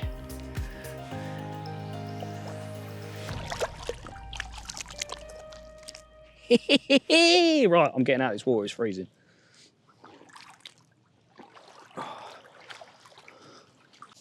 Right, well now I've finished my morning coffee. It's a perfect opportunity to run through the bait mix that I've been using this trip, and to great effect as well. So in this bucket here, I'll start off with a bit of crayfish mini mix and crayfish maxi mix. Nothing else in it, just off the back, just straight in the bucket first. And then what I'm adding to that in this bucket, I've got a load of bug 15 millers. And what I've done here a couple of weeks before the trip, I actually did this for a trip a couple of weeks back on a previous filming trip. I doused them in loads of the Calanus Hydro, let that soak overnight, and then the following morning I come back to them, and then I just add a little tiny glaze over the top of it if it looks like they've dried off a bit, and I douse them with a load of insect meal. I put it in small bit at a time, close the bucket lid, shake the bucket rounds loads, and then just keep adding the insect meal as I need to, so that what you get here is just like almost like an active hook bait. They've got like a real dusting and a crust over the top of them. But what I do with those baits, I don't add them in whole. I don't use cutters or choppers or crummers or anything like that. I literally just in my hands, and I'm literally breaking them between my thumb and my forefinger. By doing this, I'm just getting such a variety of different bits, pieces, sizes. I'm getting halves, quarters, bits of crumb, a couple of whole ones where they fall through your hands, and I'm just chucking loads of them in as I go. And I can, by doing this, I can literally make up a mix for what I'm about to spot out. So I'm not leaving it all in the bucket to stew and go a bit funny. I'm doing it fresh as I go. So if I want to put about 10 spots worth out, I do that as I go, knock a mix up, and it goes straight out. So I'll be breaking loads of those up into a bucket like so. Some are harder, some are softer, that kind of thing. In they go. After that, I'll then add in a little bit more of the Calanus Hydro. But what I do is I do that at the end. Another thing that I'm introducing on this mix on this trip, we're coming into the colder months, I want a little bit of natural element to the bait, just to bring it through and just make it that little bit more attractive. I have got with me a small amount of maggot. So all I'm doing with this is I'm just a few handfuls into the bucket, as I go. And then on top of that, I'm then adding the Calanus hydro, and what that's doing is just adding a little bit of weight to the maggot as well, because they can drift a lot as well, especially if you've got a bit of a crosswind. So I'll just douse that into the lake, into the bucket as well. Again, you don't need a lot because I've already got a bit on the bug boilies, and I just want to give the maggots and the pellet a nice little glaze round. So that'll go through and mix around. And then once all of the pellet, the maggot, and the boilie has got that thin glaze over it, I'm then bringing the final element, and probably my favourite ingredient for the last couple of years is the insect meal. I always get this in big bags. I can use it on stick mixes, on the baits, on the boilies like this as well. It's so versatile, and I definitely think this has caught me more fish this year. It's definitely brought in a whole new element to my angling, and then I'll just give that a light dusting over the top. Do exactly the same as what I do to the boilies. Close the lid, shake it up, go mad. Open the lid up. If it looks like it's all dry, I want it to look dry. I don't want it to look really wet. I want the insect meal to suck all the Calanus hydro in and form a crust around all the pellet, the maggot and everything. And then I'll just flick a little bit in there. Again, little bit at a time. I don't want to waste the insect meal. I don't want to do it and then have a pile of insect meal at the bottom of the bucket. For this purpose, it's only a small amount in there. I can just shake it around. That's looking still a little bit wet, so I'll do the same again. Little bit more. Again, just small amounts, little and often. Shake it round. Yeah, that's looking perfect, that. Nice, looks like a fairly dry mix. You've got a little bit of that natural element in there, a little bit of the pellet, the boilies, just got a real variety of mixes. And that's pretty much it, really. So that's the mix that I've been using on this trip. It's a mix that I've used countless times throughout the year. You know, I'm self-employed. I can't go week in, week out. I can't do 3-4 nights a week. My trips are so staggered, they're so sporadic throughout the year. I need to know that what bait mix I'm using, I can be confident in. I don't need to worry about the bait or anything like that wherever I take it. And I've taken it to a variety of different venues. I introduced the maggot towards the colder months. You don't really need it in the spring and summer, but it's still the same base to that mix, and I can chop and change if I want to add or take away any little bits, but I've got that base there that I do the same with each ingredient and each part. That just gives me confidence time and time again. It's just something I don't need to worry about. Right, now onto the rig that I've been using over the spot, and exactly the same with my bait mix and everything. I don't get a lot of trips. I don't want to be faffing around trying to chop and change my rigs. I literally have 2 rigs that I use for every bit of my fishing, pop-up or bottom bait. Been fishing on the deck with this trip, so starting down this end, we've just got my faithful combi rig. I've used it time and time again for the last couple of years now, and it has never failed me. Excellent hook holds, and I'm really confident that if a fish picks it up, 9 times out of 10, that's getting nailed. I always get great hook holds with it. It's quite versatile as well. What I do down the bottom end there by the hook on the tubing, rather than just putting a length of hair and a knot, I just tie a rig ring on the end. That basically allows me to put any shape, size hook bait I want on there. Now, normally if you're tying a rig, like a blowback rig or anything, you're going to have a length of that hair depending on what size hook bait you want. I might want to use an 18 or a 20 mil at points. I might want to use a snowman that might be a bit longer, or I might just want to use a tiny little wafter or tie something on at the bottom of it. So that just means that I don't have to keep tying loads of different rigs depending on my hook bait. I can tie a load of these, keep them in a rig safe, and use any hook bait I want. Going from that hook point, that's a size 4 wide gape hook. I trap the hair in place with a little bit of silicone tubing, and then that comes up to a bit of shrink tube or a kicker in this case. They pretty much do the same thing. And then a bit of uncoated braid there. I use the coated braid and strip it. I just like the braid that I'm using at the moment rather than using something else. And that's tied together to a bit of fluorocarbon there with an all-bright knot hidden behind a little blob of putty there. And because of that fluorocarbon, the stiffness of that fluorocarbon, and I've got a slow sinking hook bait on there, that's just a bug hard hooker. I chop about 1/3 off the top of it, and then I've got half a bug half tone pop up at the top of that. So that's just going to sit upright. And again, to bring that natural element into the hook bait, I've just tied on about 5 maggots onto the top of it. So that's hook's going to lay flat on the lake bed like so. And then that hook bait's just going to sit directly above the hook, just masking the hook, if you like. I've got a 4-ounce lead on the end of that, and that's just going onto a bit of lead-free leader. Nice and simple fishing. The lead-free leader is probably just long enough just to protect the fish in the fight. Get that little end pinned down, and I've got a little bit of fluorocarbon leader onto the braided mainline. So there we go, that's the rig. Pretty simple fishing. If I wanted to use a pop-up, I'd be using a hinge or something, but on the deck is the one, especially over that bait mix. Get them grubbing around in that silt. Job done. Served me well on this trip.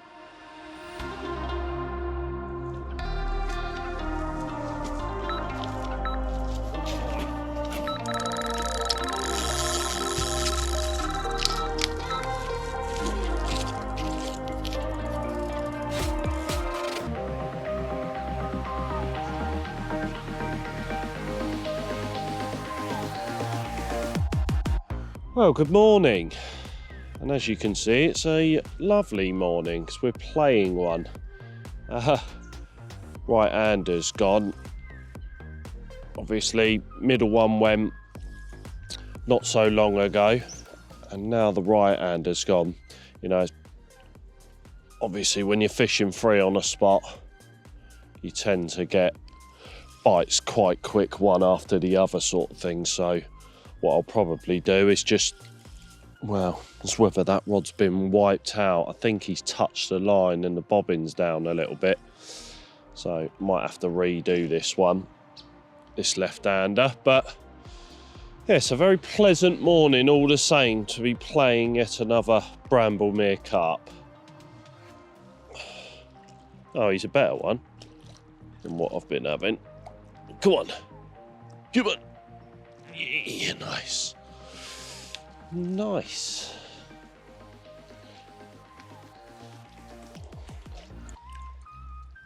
Oh, he's a banger. Oh, he's lovely. He's lovely.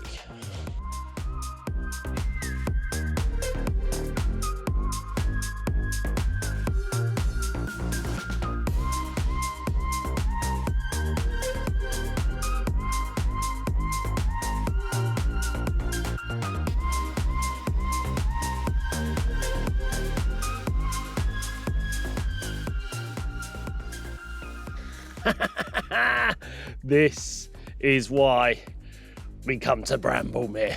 Look at that thing. Absolute belter. Scaly, scaly, scaly one. I'm so glad I managed to get one that Bramble Mere is renowned for.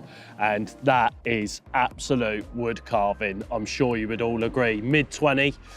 And obviously them plastic hook baits, which are soaked in that sticky sweet and S7, done me well for years, kept it quiet for years as well. So yeah, you should be privileged that I've let you in on that little secret. But wow, I'm just absolutely lost for words with this one, because that is a serious, serious carp. And I'm buzzing I finally managed to get one that this place is amazing for. So yeah, wow, wicked, absolutely wicked. Thank you, Bramble Mere. Look at him.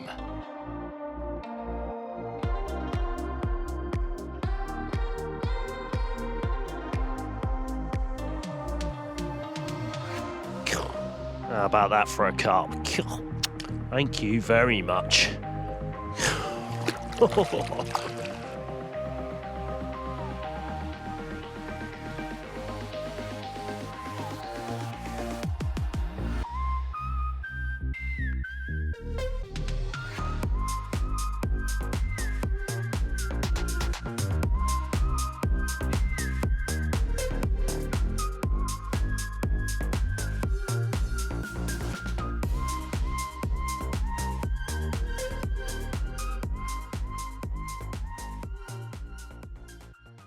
We've just landed that fish, so here is the setup that I have been using. Now, you might not see me using solid bags a lot really, or tend to keep it on the down low when I do use them, because 9 times out of 10, get a lot of bites off of them and a lot of big uns as well.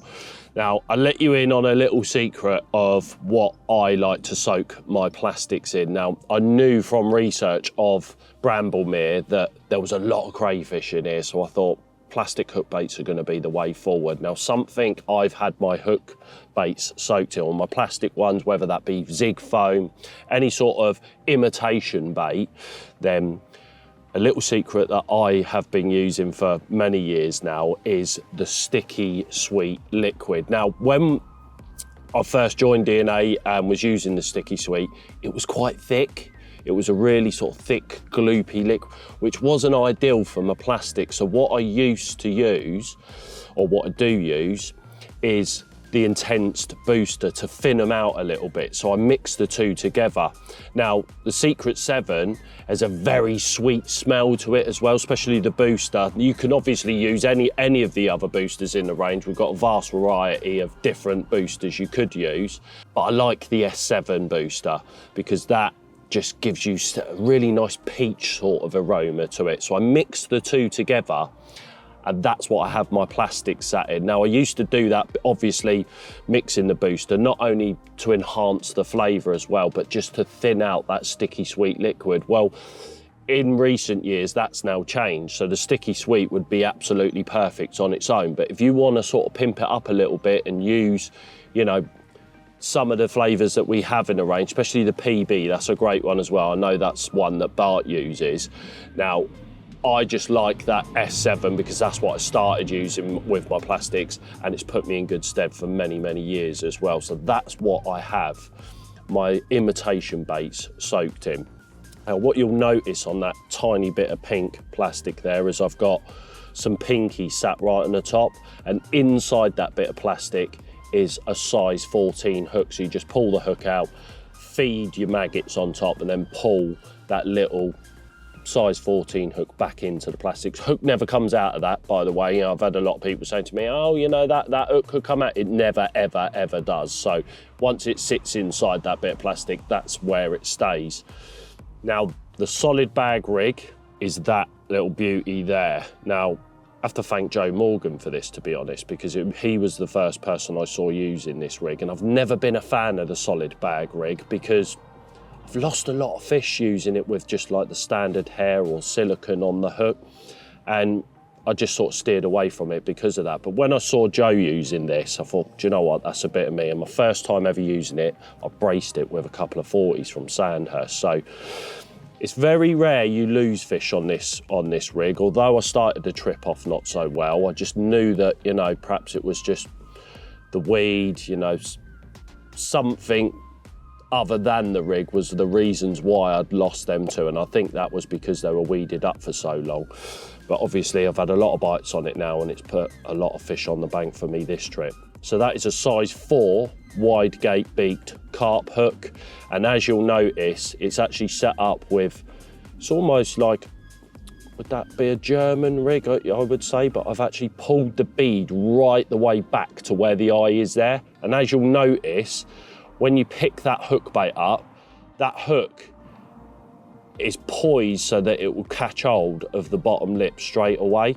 And that's what I like about it, is the fact that when that hook goes up, that hook point is in that position right there. So that's obviously finished off with a bit of silicone tube in there, and it's kicked right back as well. And that again just aids in the hooking properties. I'm using a 35-pound natural hook link there, and that has got a big blob of putty dead center, and again just aids with that hooking properties. So the lead setup that I'm using, that is a Fox impact lead, and as you'll notice, the rig is coming dead center of the actual lead itself, so they're feeling the full weight of that lead the minute that hook link tightens up in the fish's mouth. Now that's fish drop off style, so as soon as that tightens up, the bottom insert falls away like so, and then the top insert there, that slips away and the lead is away. Because it's quite weedy here, I want to be dropping the leads, so that is the system that I use. That's just running straight through on the main line, so there's no lead cores allowed here. I think you're allowed unleaded, but I've just chose to use that all the way through, and that's always put me in good stead. So inside the actual solid bag itself, how I start the bag is in the very bottom, I put some crayfish mini mix in there. I then place my hook bait inside the bag and then mask the rest of the hook bait with the crayfish mini mix as well. So you've got roughly about 2-3 centimetres of crayfish mini mix in the bottom. I then put some of our bug meal inside, and then I fill the rest of the bag up with pinkies and maggots. So that's what I've got inside my solid bags, which again, you know, has done me well this trip. And then inside the actual boat, you'll see I've been using my bait boat. The bait that I'm actually putting inside the boat is my bug meal maggots. Now, right at the start of the trip, I put a load of bug meal over the maggots. That helps keep them dry. Not only that, they'll eat all them fine little particles as well, so they get a bit of that bug meal flavour inside them. And then I'm just putting 3 scoops of maggots in the boat with the solid bags, and that is what's done me all these fish so far.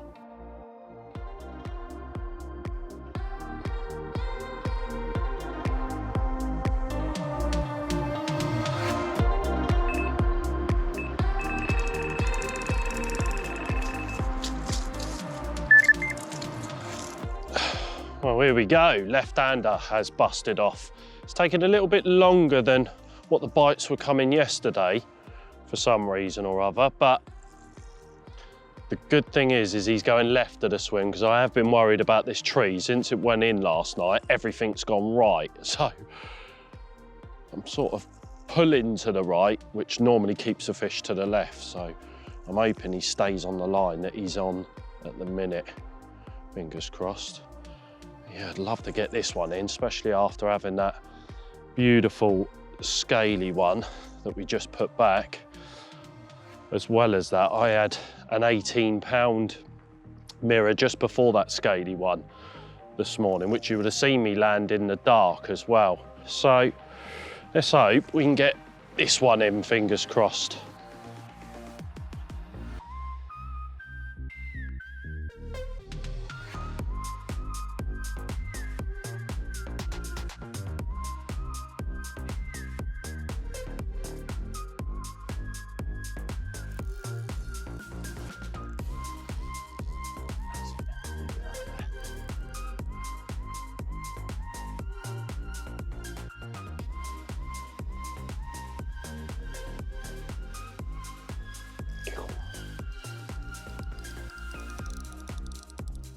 There he is. There he be. Libosh.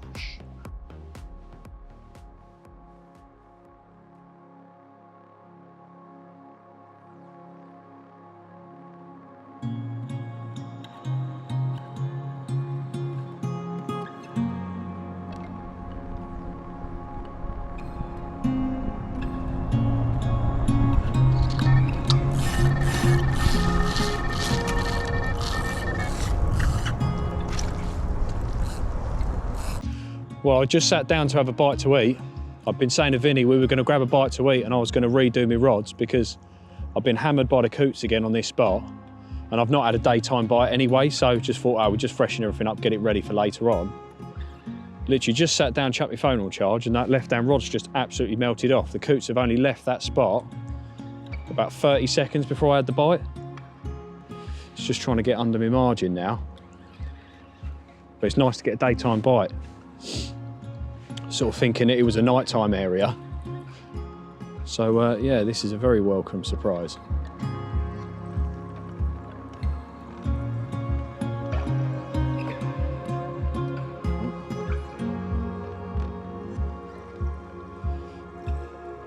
What is he? I'll try and get him under this. I don't think that's a double.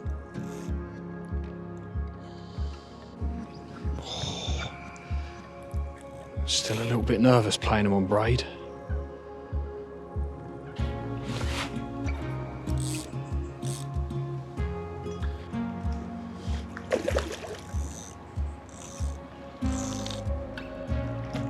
There's a little gump there.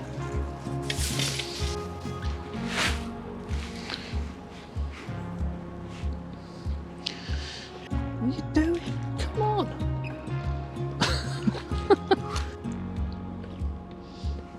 Here he comes.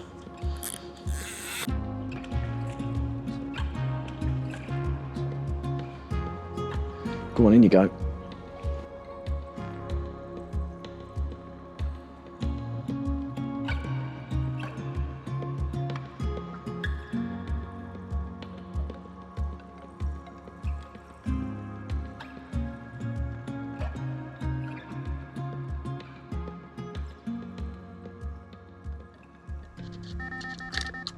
That's a bite.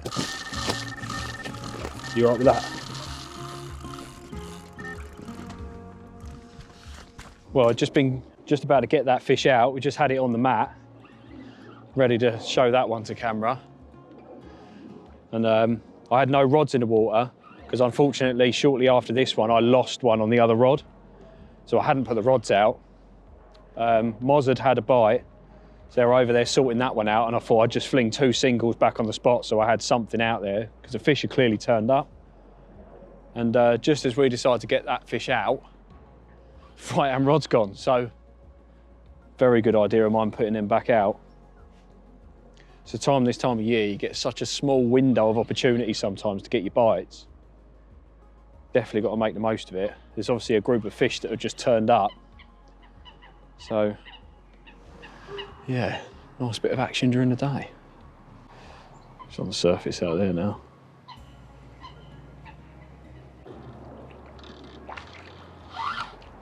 He's not bad, that one.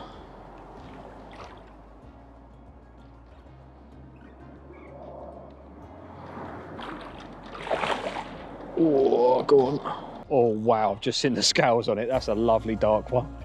Come on, in you go. Yeah, he's definitely not a bad one.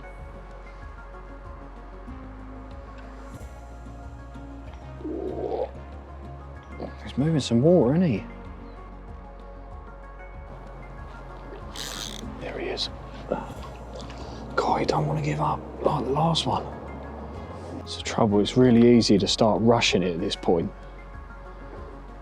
And that's when you can end up popping the hook out or something, so just take it nice and easy, let the fish do what it wants to do and tire itself out. Last thing I want to do now is lose it.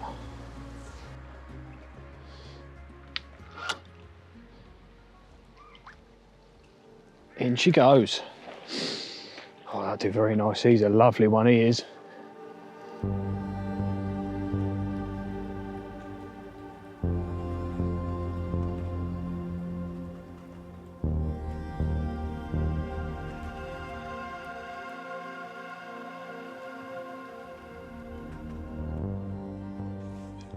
Well, another bite and another absolute belter of a Bramble Mere carp at 26 pound.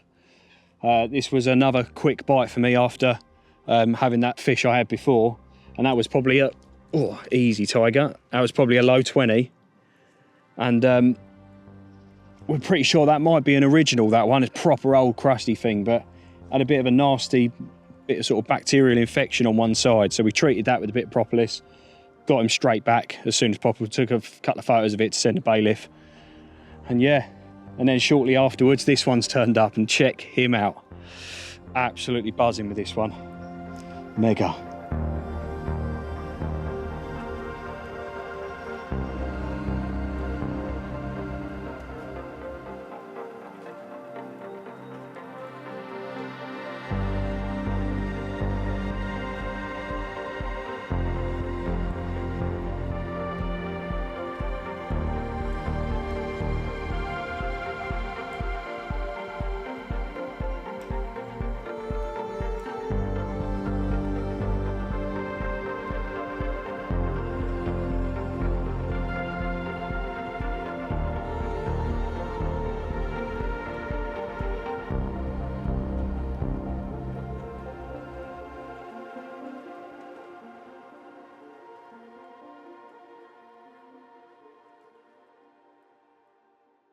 Nothing's happened for me last night. The boys have had a couple of nice ones. Olly's had a really good one down to my left. I think a lot of the fish are on the back of the window at the minute. Lee's seen a load in a bay to the left of him. I'm going to have a quick pack up and get round there because I think I've got a better chance round there. I ain't seen nothing on this wind. And I've been here for 2 days now. Apart from that lost fish, nothing else has happened. I ain't even had no liners or nothing. So I'm going to get everything wrapped up now, get round there, find a quick spot and get them all ready for tonight.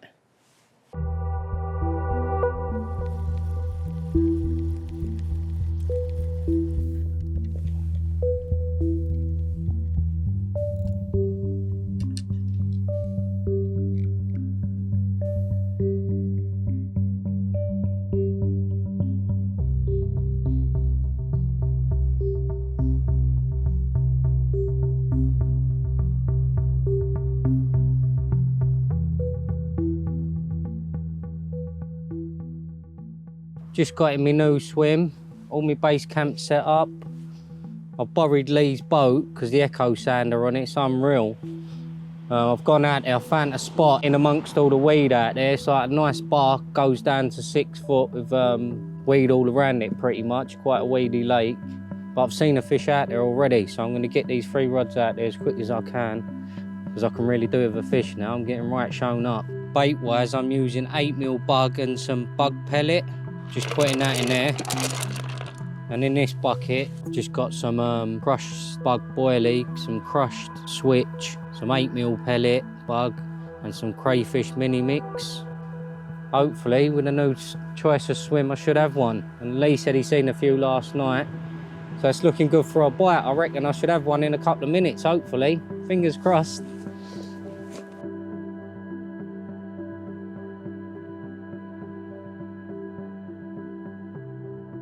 Right, well, we're going into our last night of this trip now. I've had this rod in this bay ever since we got here, and it's not done anything. I've had a couple of liners, but that's it. Thought there'd be fish in here, thought it was going to like produce a big one off the side or anything like that, but no. So what I'm going to do is I'm going to wind this in. The spot I'm fishing out there where I've had all my bites on is a really small spot, but if I do it in the hours of daylight, I can probably drum 3 top rods really tight, sort of within 6 foot, all 3 rods.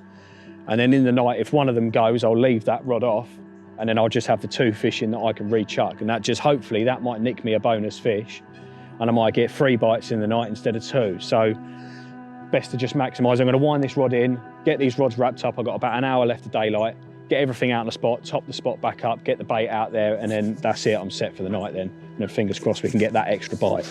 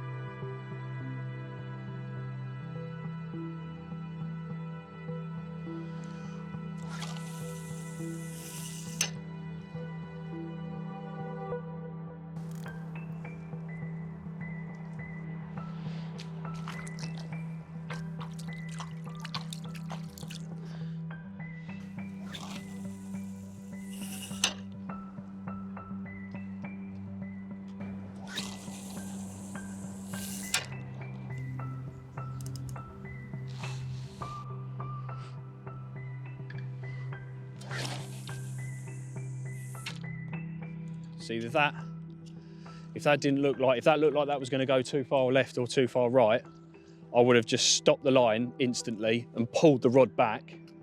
I don't care if I drop the bait down here somewhere. I just don't want to drop it in the weed either side of the spot. I want to make sure that all of that bait goes on that hump that I'm fishing on. Really important to keep it accurate.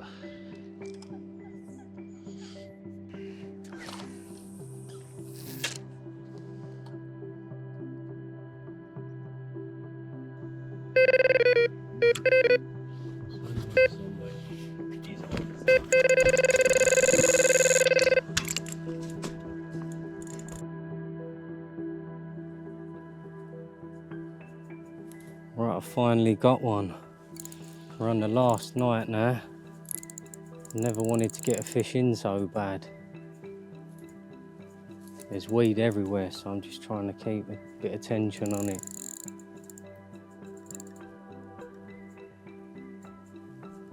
Don't feel a bad one though.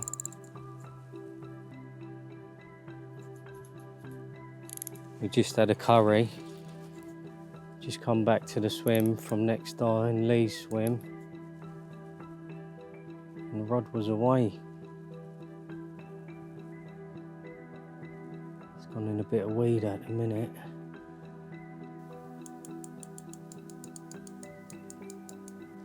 That's it, it's come out now. I think they dived their heads down in the weed.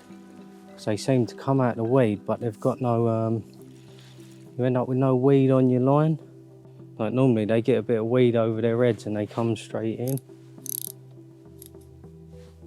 We were saying it must be quite thick, the weed here.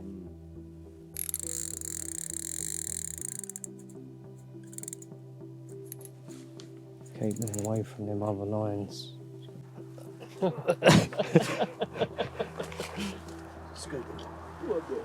Get in there. Yes, son. Well, that's good at that. Finally got one in the net. After watching Lee and Holly absolutely haul them. Olly. See the white pop-up sticking out of his mouth. Happy days. He's over mid-20 him, isn't he?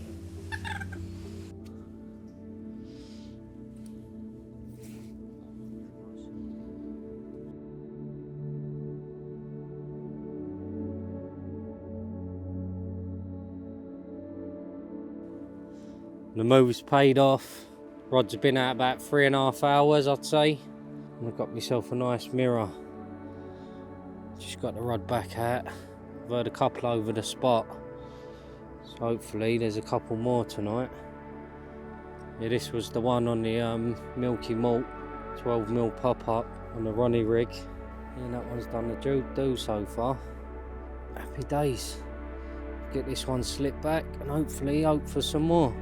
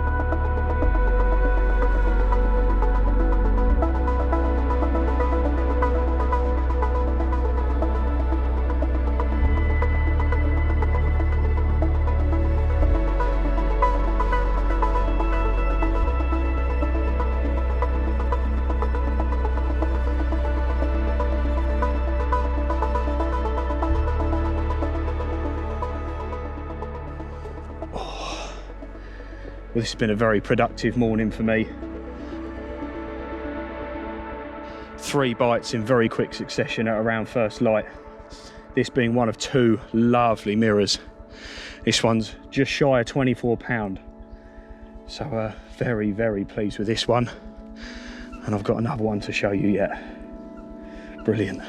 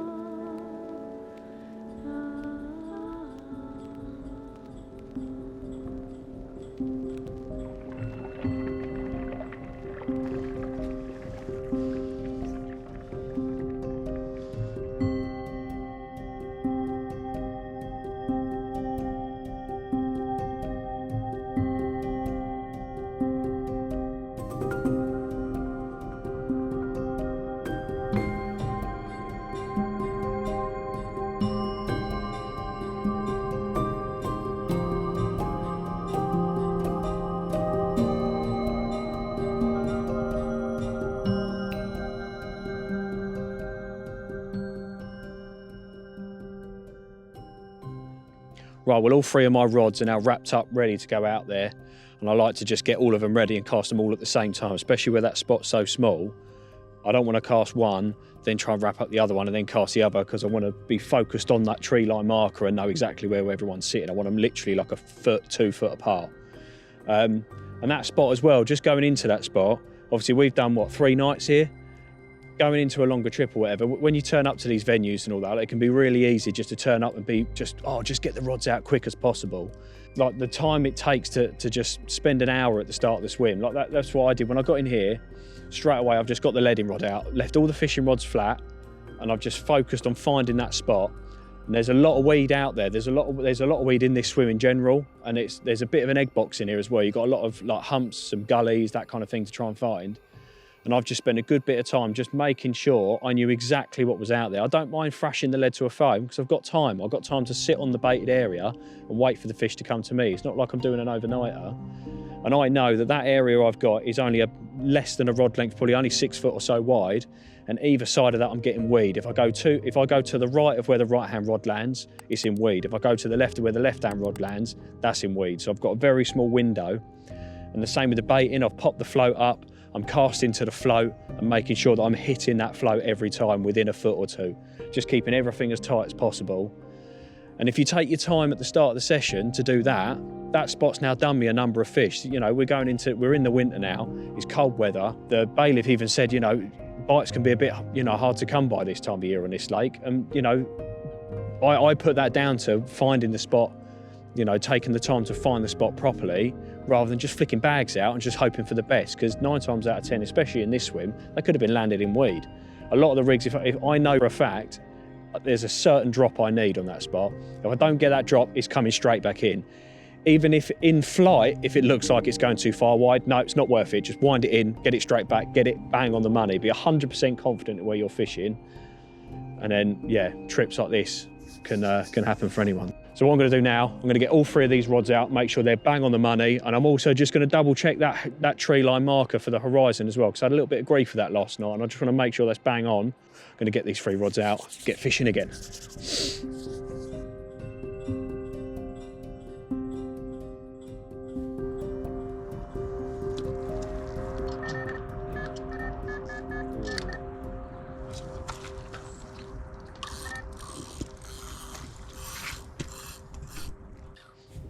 Well, morning update from me. Kettle's on. Fish on. I don't think it's very big. I've just seen it flop, it pretty much on the bite, it flopped out on the surface. So I'm going to get this one in. And funny enough, this is on the middle rod as well. The last fish was on a middle rod, and I managed to re-chuck it first time, straight between the two, which I was well chuffed with. And then it's gone again. So yeah, a very good morning for me on the last morning. Until I've got to go back to work later.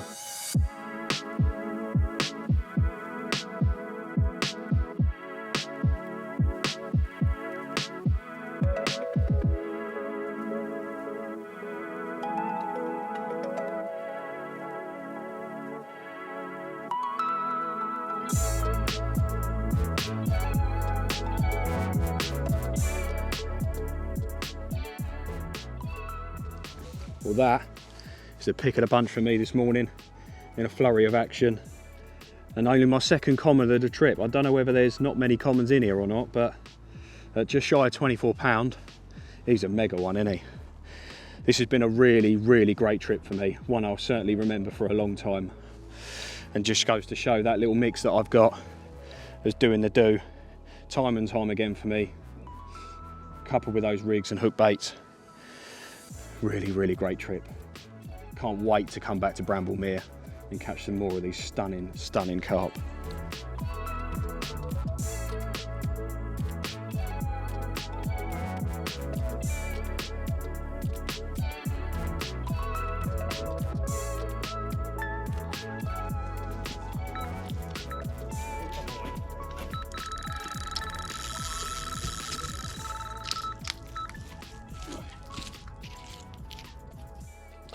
Oh, good morning. The right-hander has gone, the swim's gone very quiet for some reason or other. I don't quite know why. I've just said to the cameraman, I re-dropped this rod yesterday, this sort of time yesterday. I did refreshed all 3 rods. And then obviously the left-hander went, we had a small little scaly one on that. So we put him back. And yeah, it's been quiet since. Really, really odd. I think Olly's carried on ticking away with the bites. So yeah, it's a nice welcome sight for the right-hander to go, but not a very welcome sight. The fact he's weeded himself up. But yeah, still nice to get a bite all the same. Fingers crossed we can get him in.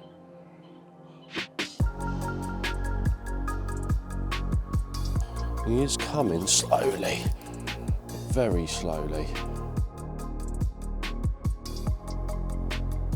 Come on, be a giant. Get out of the bloody weed.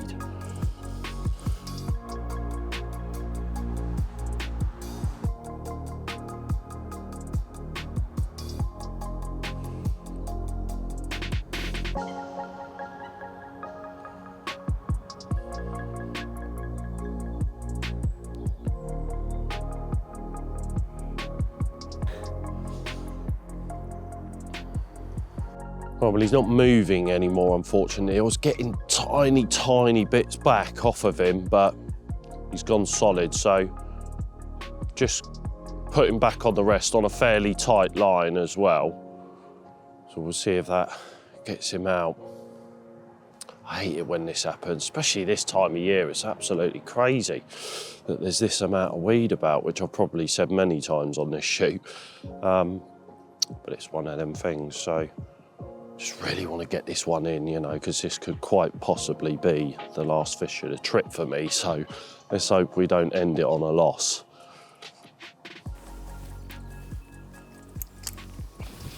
Come on, fish, get out.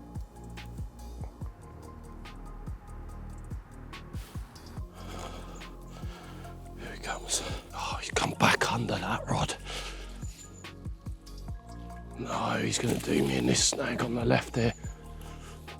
Oh, it's turned him. No, he's going to do me in that tree there. Oh, he's a lovely scaly one. Oh yeah, he's lovely. Oh yeah, hello. Hello. Come on, we want you in. Stop fighting, stop fighting. Come on, you. Come on, you. Come on, you. Come on, you. Yes. Oh, yes. Oh, thank God for that. We don't like to end these trips on losses, so to get that one in the net, I am more than happy, let me tell you. God, thank God for that. Yes. What a lovely way to end it all, hey, boys? Definitely. Well, not so lovely for you, Val, unfortunately. Oh, is he going to go? No. Lovely 22-pounder, obviously, to end this first in the series of the Winter Series 9. Absolutely wicked. You've had plenty of bites, haven't you, Al? Yeah, I've had a few. Yeah, you have had a few. And yeah, that's another fine example of the beautiful fish that are in Bramble Mere. Mega.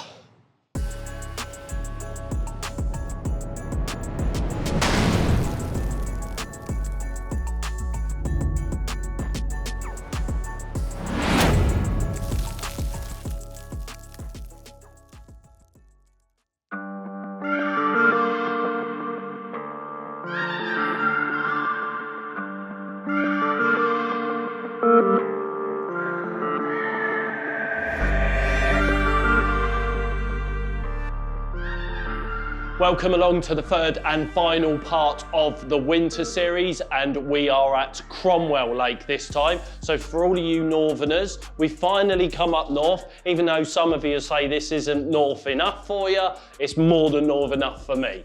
So we are back at Cromwell, and the reason why I'm saying we're back is I was actually here a few weeks ago with my boy, and he caught a lot of fish out of here, so we thought this could be the perfect venue for the Winter Series. It's been doing a lot of fish this winter, and it's got very, very good winter form as well. Here we go, man of the moment. Old Lewin with a 25-pounder.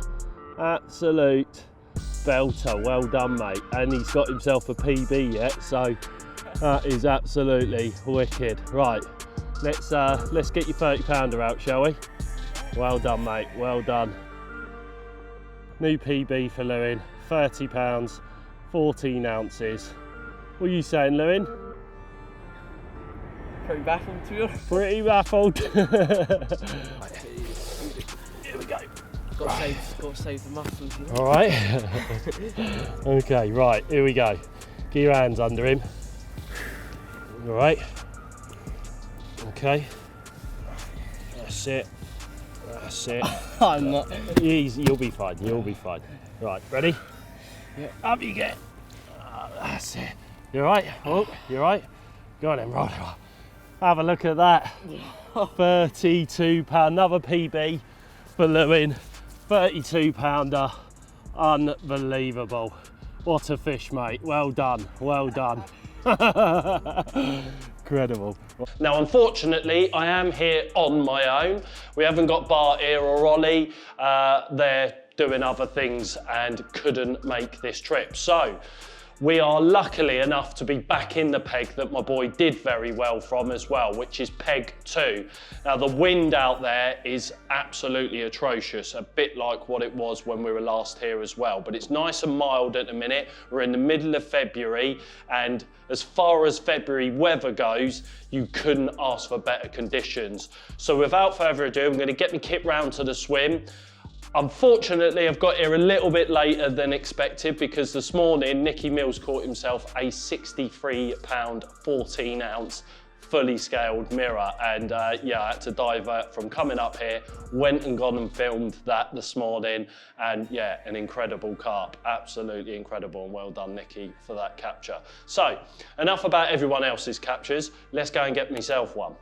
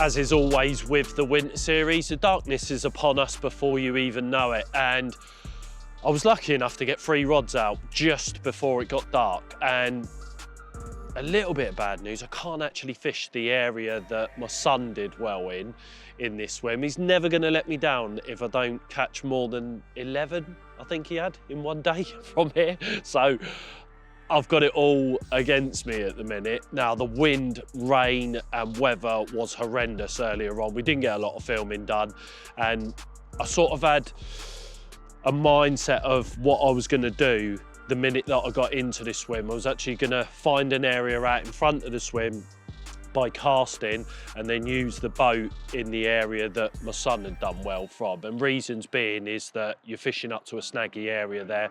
There's a case of you leaving kit in the trees and what have you. So it is a lake that you can use bait boats. I know that they're frowned upon, but they're a tool that, you know, if you've got in your armoury, then they're a must use in my eyes. And I'm lucky enough to be able to have one with this trip. With the weather that we had earlier on, I don't think I'd have got 3 rods out without it. So there was no way I was going to be able to cast earlier, and I managed to get 3 rods out on a spot. Now, I'm not quite sure whether it's the right spot or not. I think I always feel like I'm fishing a lot better if I find a spot with a leading rod, but with the weather and everything that was going on earlier, that wasn't possible. So I've basically put 3 rods out in the pond and basically boat chucked them, if that's a word. I know we normally call it pub chucking, but I've actually boat chucked it this time. Found an area, dumped three rigs out there, and I'm sort of hopeful, but I don't think a lot is going to happen, to be honest. But tomorrow I am able to fish the area that my son did, and the reasons why I can't fish at the moment is someone else is fishing close to that area, and it would just be unetiquette of me to fish that zone as well. I don't like encroaching on other people when I'm fishing, so I'll leave him to his fishing until he goes tomorrow morning. So that is the state of play at the minute. We're fishing. We're not fishing the way we want to be fishing, but it's just one of them things at the moment. And with the darkness upon us now, I've had a very early start. I was up at 4 o'clock this morning, got the phone call from Nicky that he's got a 60-pounder in the net. So it's been a long day for not only myself and Vinny as well. So that's the state of play at the moment. I'm looking forward to tomorrow being a new day and starting off fresh.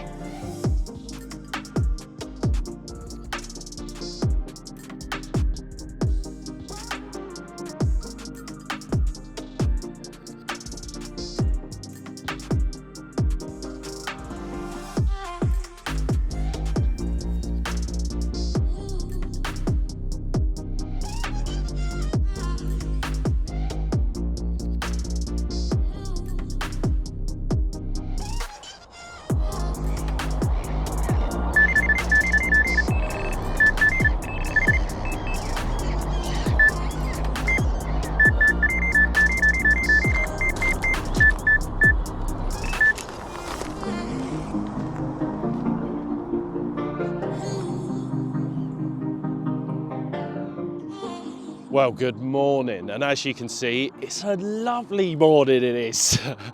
So the old boat chucks last night has put me in good stead for this morning. Now, I had a bit of an occurrence on the right-hand rod last night, just pulled up tight, and then I thought, you know what, I might as well hit it. Nothing on the end. And then this morning, this rod here was just dropped back. Me and Vinny are looking at the rod, looking out at the spot. There's birds everywhere. Thinking, is that a bird? Is it a bite? And as you can see, we are playing one. So, happy days. Well worth the boat chucks indeed.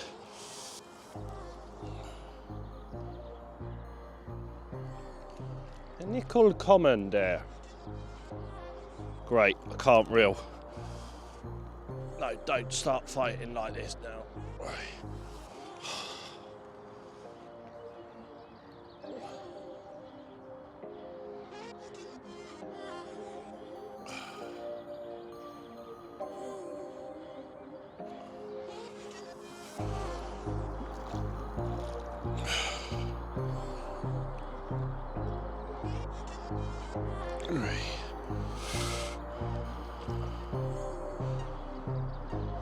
There we go. A little bug half tone hanging out of him.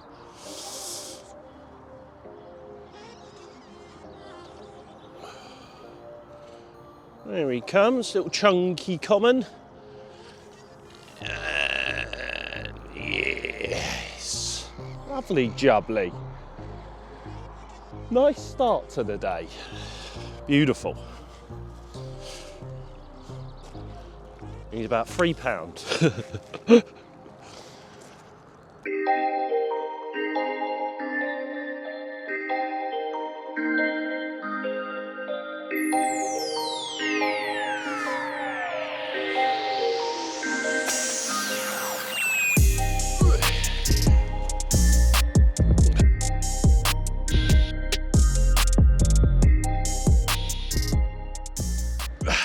Well, there we go. It's a start at the very least. Might not be the biggest carp in the world, but it does show me that they will feed on that spot out there. So yeah, well worth getting the rods out last night, and we've got all of today to go yet. Now, it's a lake that does a lot of day bites, Cromwell, so I'm hoping that we're going to get a lot of bites off of that spot today, but we shall see. Unfortunately, the guy is staying.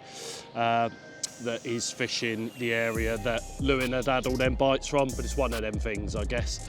So, but in the meantime, nice to get a bite, nice to get off the mark, and let's hope a few more of the Cromwell fish visit us today. Wicked. Back to your freezing cold home. Nice, getting wet.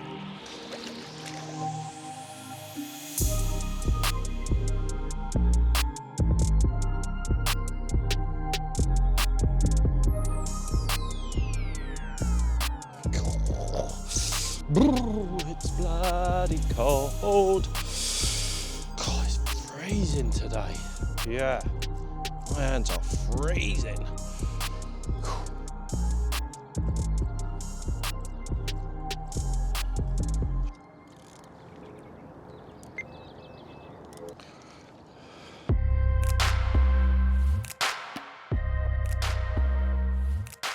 Right, I'm going to have a little bit of a change up.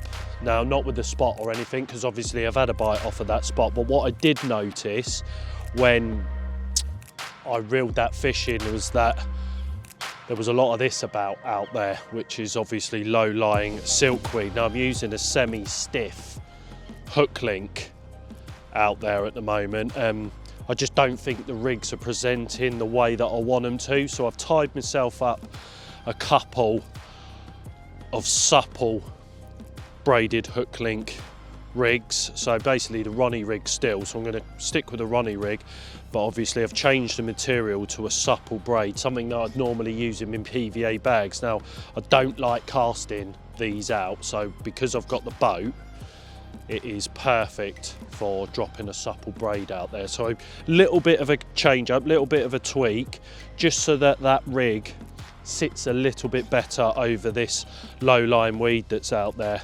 And on the plus side, we've just seen one about 20 yards off of the back of the spot as well show out there as well. So they are in the zone still, which is cool. So I'm going to change two of the rods, and I'll obviously leave that one which I had the bite on.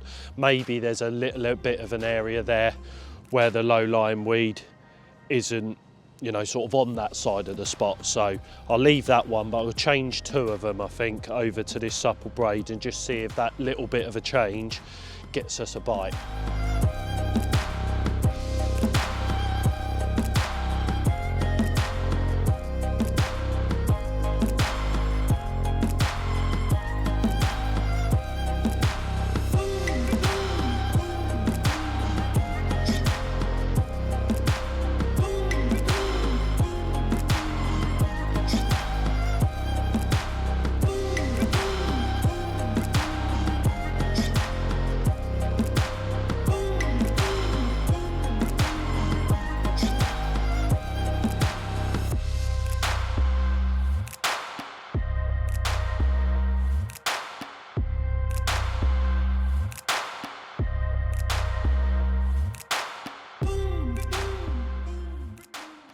Well, the snow has just passed, still raining a little bit, and it's not looking great for this trip, it isn't. But that's the winter series for you, you know, they are tough, and you know, you just got to string it out for as long as you possibly can to try and bore one out, I guess. No, we've been moving the rods about. I moved the left hander off of the spot that I had the bite from, so I've kept one rod on that spot, moved the other one just slightly left, just because I think that there was a group of fish out there. We see a bit of a flat spot earlier on, so that's all I've got to go off of basically. Now the spot down to the left hand snags down here, that rod's been absolutely quiet, so unfortunately I don't think they're there, but I'm going to keep that rod there because I know it's a prolific spot anyway. And we're just going to sit here and be hopeful that we may get one more bite, and you know, that would you know, getting a fish this time of year in these conditions would be absolutely epic. So that is what we are hopeful for. In the meantime, I think we need a takeaway, didn't we, Vin? Vinny needs a spa. But it is what it is. Let's go and get a takeaway menu and fill our bellies.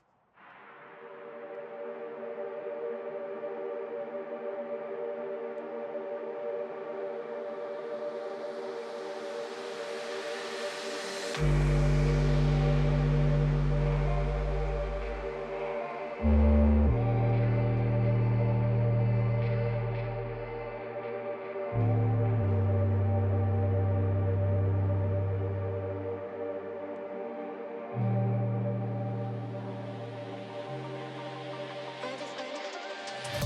to finish where it all started then, back in the lodge at Cromwell, and to be honest, it wasn't a blank, was it? At least I managed to winkle one out from a trip that's been mega hard for absolutely everyone on the lake. Just feel like that massive drop in temperature is just not the fishing, but it's one of them things, you know.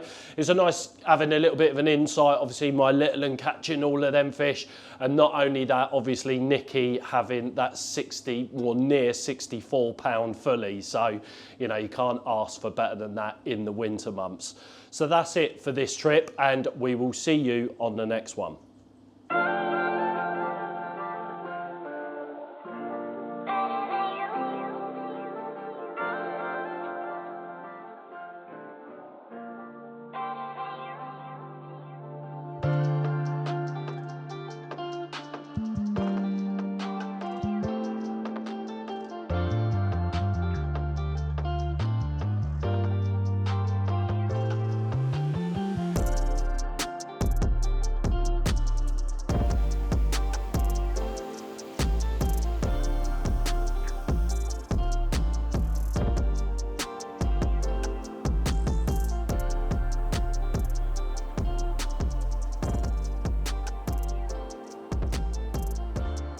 Well, welcome to part 3, section B of the winter series. Now, Mozza went to Cromwell the other week with his boy, and his boy absolutely had it off. And he basically thought he was going to go back to Cromwell and replicate it, apart from he didn't have his boy with him. Just like when he goes fishing and he doesn't have me with him. That's what happens. So he struggled his absolute knackers off, and lo and behold, I've had to come out and try and bail him out, help him out and finish off the section. So we are here, we're in the Midlands, just between Coventry and Northampton, and we're at Nanesbury Reservoir, and I just booked it on the Catch app, the gocatch.fish app. It's so simple, you can just book, turn up and fish, and here we are. Like I say, we're at Nanesbury, and it's a proper bit of my cup of tea, this sort of fishing. Just big open water fishing. You can either fish, well, you can fish however you want. You can fish as far as you want, you can fish over as much bait as you want, you can fish with singles or bags. Just a case of figuring out what the fish want on the day. But yeah, it's a wicked place to come fishing. I've not fished here for a long time, and to be honest, I've been looking for an excuse to come back here and have another go. The fish are sort of anywhere from doubles up to, like, there's a lot of 20 pounders, there's quite a few 30s, and yesterday, just a few swims up from where I'm fishing now, actually done a new lake record of 41.5 pounds. So that's awesome. Yeah, there's some like great big fish to fish for, and yeah, got a couple of nights, and we'll see what happens. But like I say, there's a lot of fish in here when they come on you.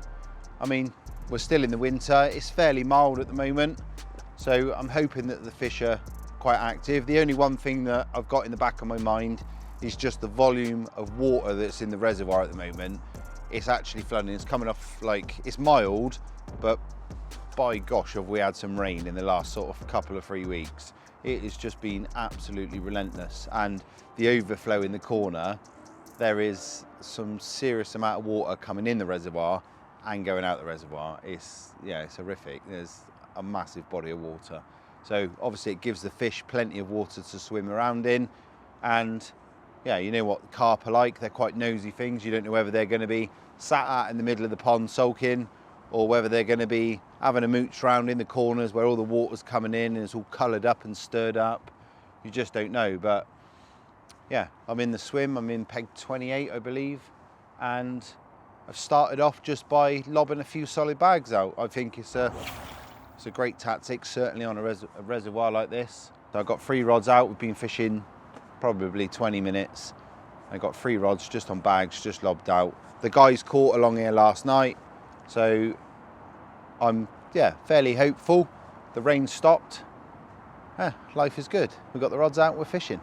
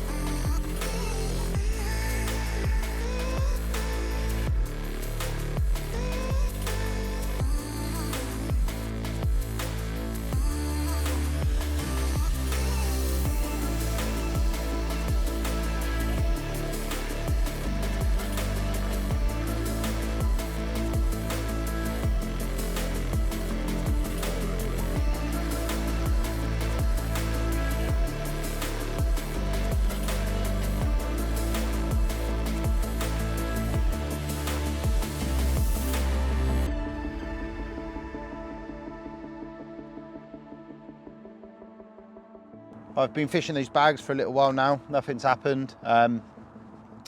Decided that the day's drawing to a sort of, not a close, but you know, the light's drawing in, and I'm gonna put some bait in. I was always gonna put some bait in anyway. It would have just been nice if the bags had rattled off 5 minutes after chucking them out, but obviously it's not to be.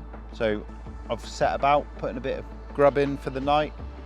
Just put some maxi crayfish mix, some soaked bug boilies, plenty of crayfish spod syrup, and like the water's really coloured at the minute, and I'm a great believer if they can't see it, they've got to be able to smell it. So I've put loads of smell in the peg. I've put probably, I don't know, maybe 4 or 5 kilos out in total, probably a kilo of boilies, 3.5 kilos of pellets, plenty of liquid, and I've put that out, not too tight. I want to put sort of a nice spread. I don't want to fish right tight like I would on a little gravel spot or anything. This is completely barren out there, and there are a lot of fish in this lake. It's just whether they're on you or whether they're not. And I think if they come over you, there's going to be plenty of fish, and you could we could wait, I don't know, you could wait up to 24 hours, say, to get a bite, and then you'll have a little wave of fish come over you, and you could get half a dozen bites in probably 2 or 3 hours.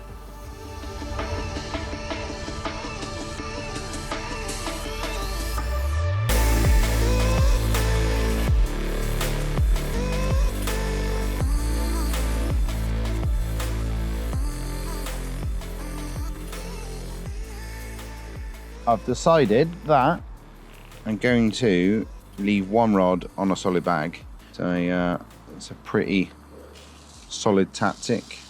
Get it? And that's a good tactic, the old solid bag. And I'm going to leave this rod on that.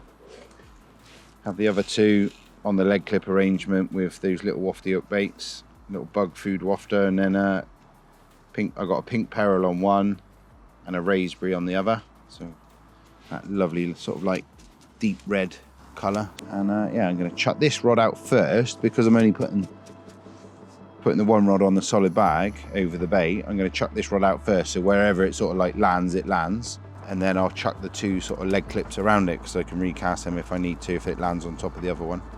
And I don't know how I feel about it really, because even though it's fairly mild, it is still February. I mean, yeah, it's weird because obviously normally it's freezing cold, and it's not. It's actually quite mild. So yeah, I'm positive, but I'd be more positive if I have a carp in my landing net. fingers crossed, it won't take them too long to find that bait. Especially, well, with all the liquid I put on it, I can't imagine it will take them too long. They should be able to smell it. Yeah. Right, that's that done. Let's get it out in the pond.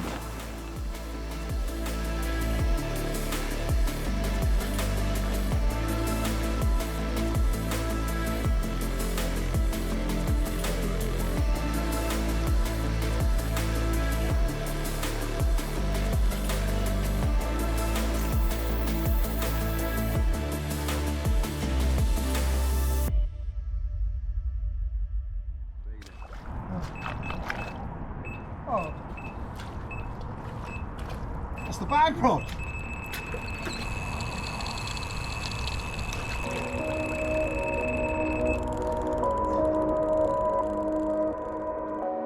That's how you do it, Moz. He's angry as well, this one, just like Mozza. Maybe it is Mozza. Maybe I've caught him. Yeah, nice to get off the mark though. It's just sat there tying up a couple of bags, and this one that's gone off the bait is the bag rod. So that was well worth putting out. Yeah, happy days. Happy days. We're still playing it. He's in here. There he is.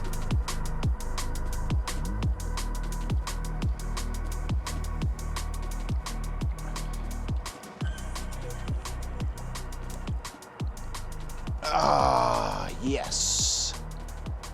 Come on. I love this bit. There's nothing better than when you like shuffle the net back and you got to have a little peek at what you caught. Yeah, nice. Got a nice massive gob on him.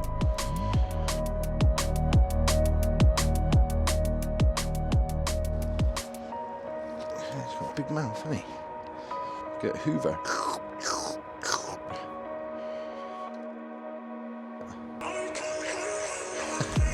There's a big mouth, isn't it?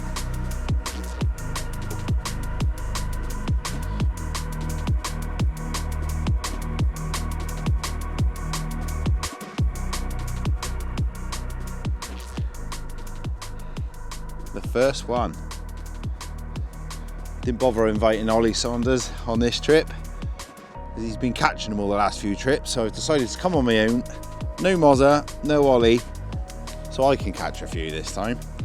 And yeah, here's the first one of the trip. Just after dark, over a bit of bait, on a good trusty old solid bag. Yeah, he's got a really cool mouth. He's got a proper like overslung mouth, hasn't he? Seems like a foreign carp.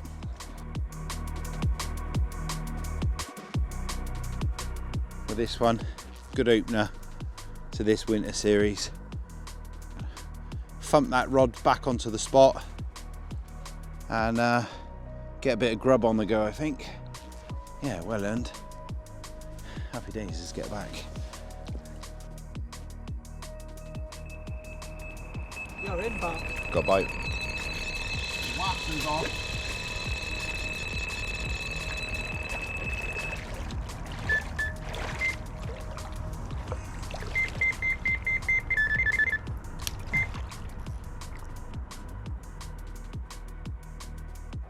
One and one. One on the bag, one on the little snowman. You're on the pink peril. Just saying to Vinny, I wonder which one will go, because if that bag had gone again, I'd have probably switched all three to bags, just because for the amount of bait that I put out, they'd have been like just finding that bag a little bit quicker over just the hook bait. But it feels all right. Yeah, pleased this one's gone. And well, I might have to think about topping up actually. Round the spod station.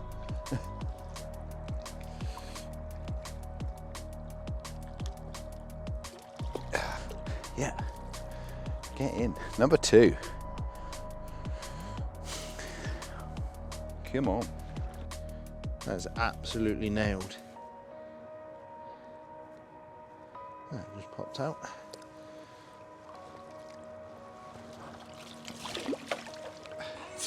Yes. Got it.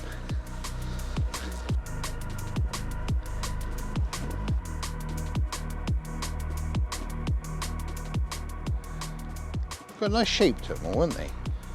Like they're proper like a foreign shape.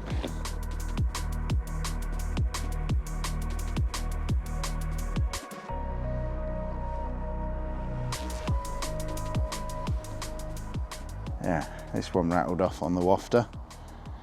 Absolutely nailed this one.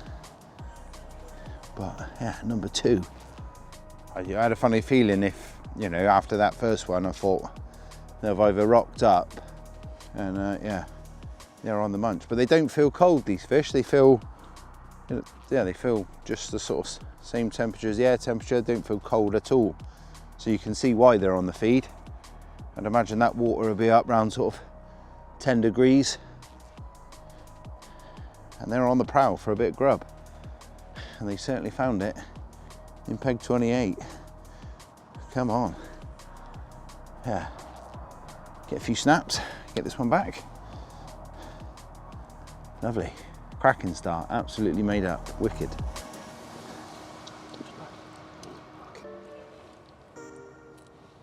Go on then, Gary. See you later, buddy.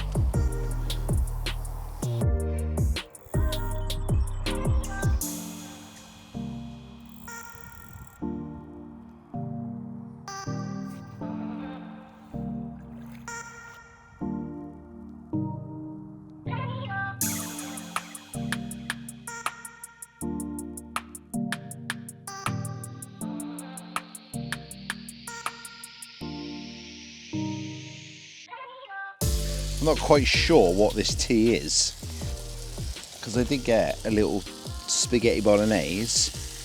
It just looks so measly. I chucked a couple of sausages in there as well. Not my finest cuisine, I must add. I'm normally pretty good on the old Bankside grub, and I proper limped out. I sort of half-heartedly went to the shops and got some food and decided I wasn't going to take the Kadak and have a big munch up. I was just going to take a little bit of grub. Yeah, absolute schoolboy error. I've got to eat this chunk now. I thought it was a good idea. It's absolute garbage. Great.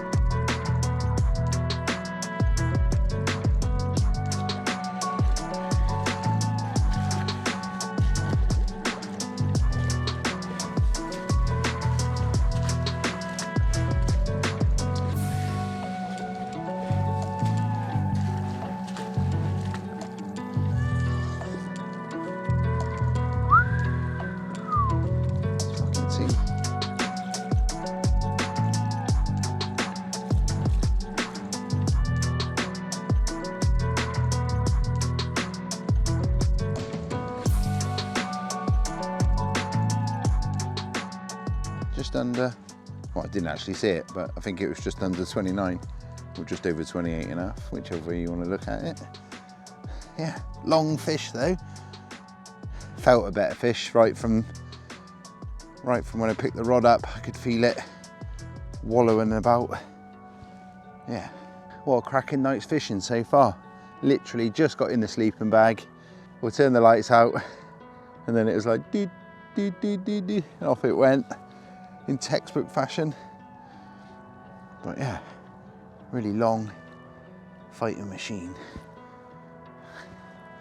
I've already put the rod back out, so it'll probably rattle off in a minute. Yeah, I've already stuck the rod back out. Get a few snaps of this one and climb back into that sleeping bag for a few hours kip, I think. Both had an early start this morning. Get a few hours kip. Lovely, thank you, mate.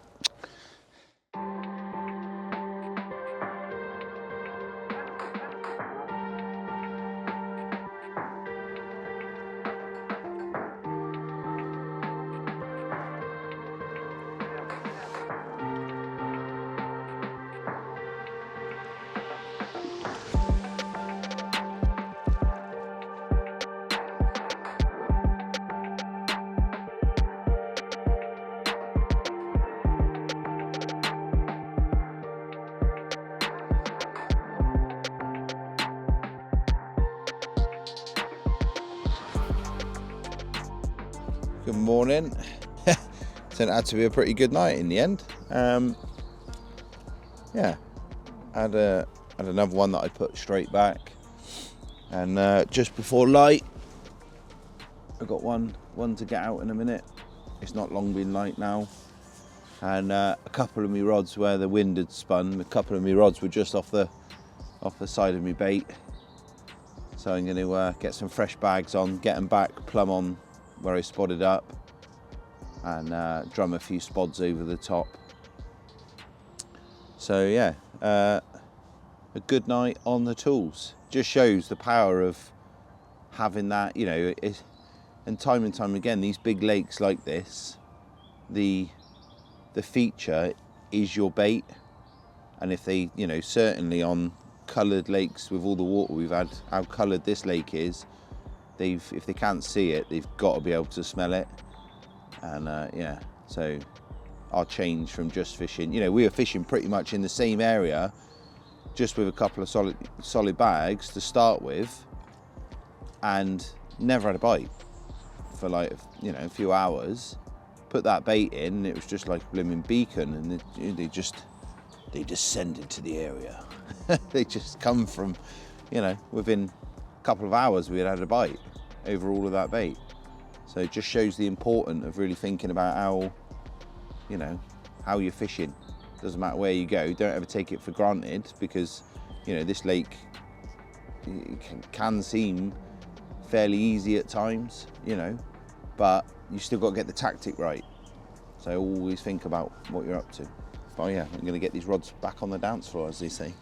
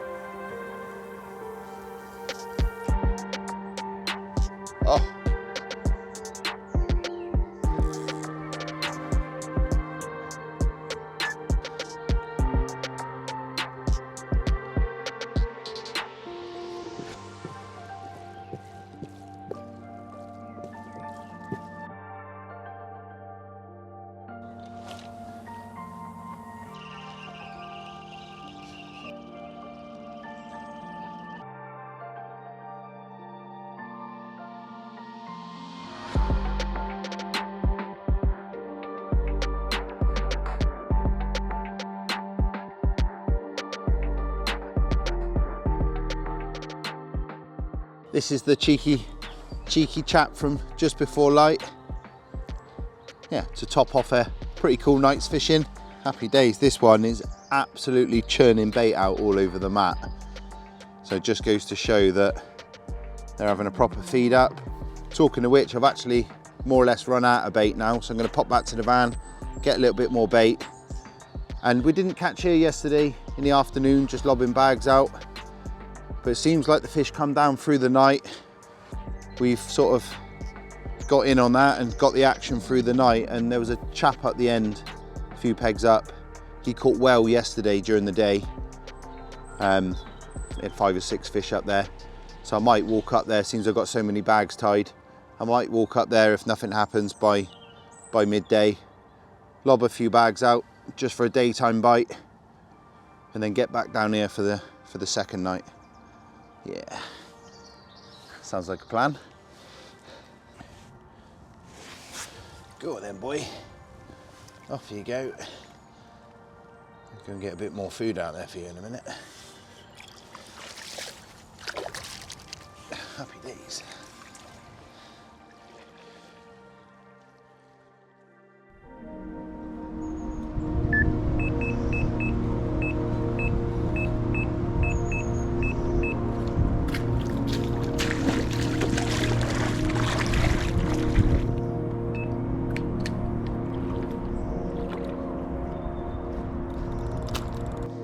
I was just sat there, had a bit of breakfast, just finishing my coffee, and me and Vinny were chatting about what we were going to do, about going to the van, getting some bait, and then when we got back we were going to load up because we felt like the fish moved up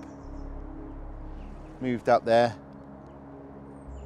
And yeah, literally put my cup down after I finished my coffee and the right handers pulled up tight and we got ourselves a day bite. Lovely jubbly. Yeah, right hander on the baited area.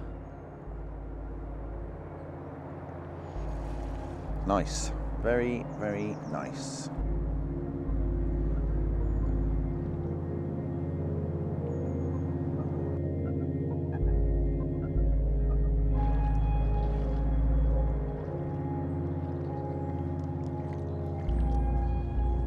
Thought something was going on.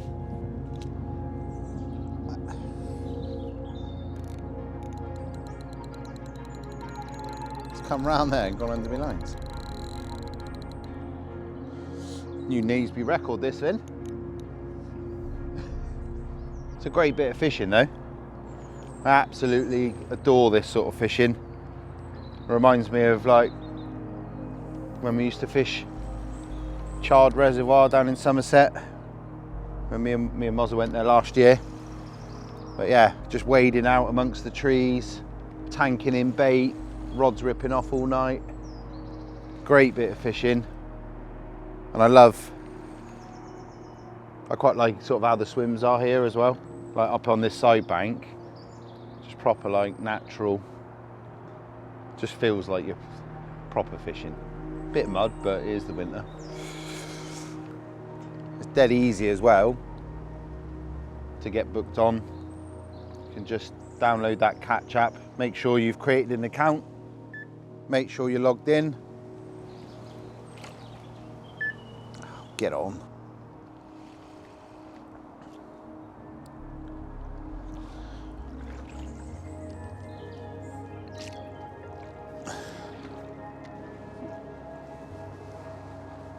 Cheers, my dears. I think as now you've had this one, there could be a chance of another bite straight away, couldn't there?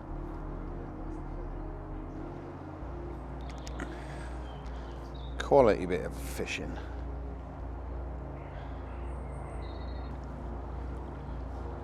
Right. Scaly one. Come on then, buddy.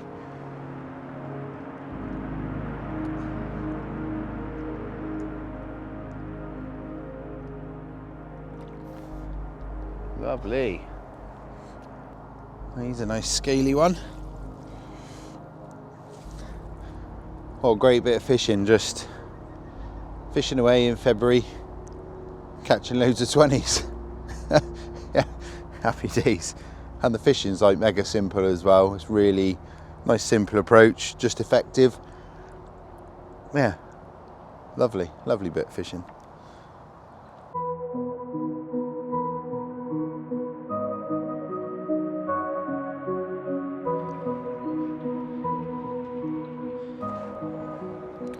I thought, seeing though it's a nice one, I better work it into Mozza a bit. So I'm going to send him a little video and give him a little FaceTime. Yes, Numpty. We're having it off here. Wish you were here. Not.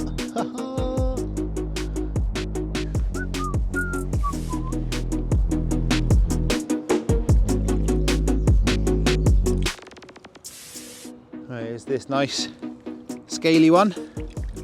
It's a 20-pounder as well. Stamp of fish is really good. Had a few 20s. Absolutely lovely. But yeah, I was contemplating that move. I might hold off for an hour just because the bites have been coming in little flurries. And yeah, it could be another bite well on the cards. If I don't get anything in an hour or so, I might just go up there just for something to do, really. Just a little bit of change of scenery. Just to fling the rods out, fish a different part of the lake. I have got to whip back to the van. I've got to get a little bit more bait. So I'm going to let this one go. And then when I get back with that bait, go on mate, let's get on. Yeah, when I get back with that bait, I want to talk to you about new products we got coming out in a little bit more detail. And that'll tie in perfectly for spotting up for this evening. Thank you, buddy. See you later.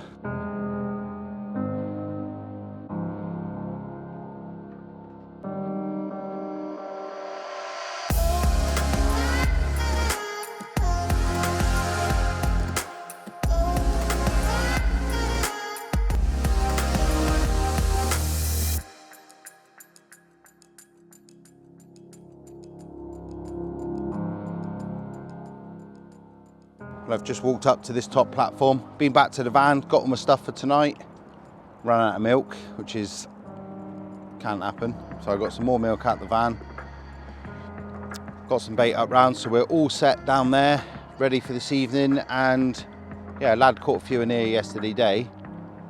So I thought, just got my bag bucket, a couple of rods, I'm gonna sling these bags out, just sit up here for a couple of hours, have a little watch, see what's going on. Yeah, see if I'm going to catch another carp.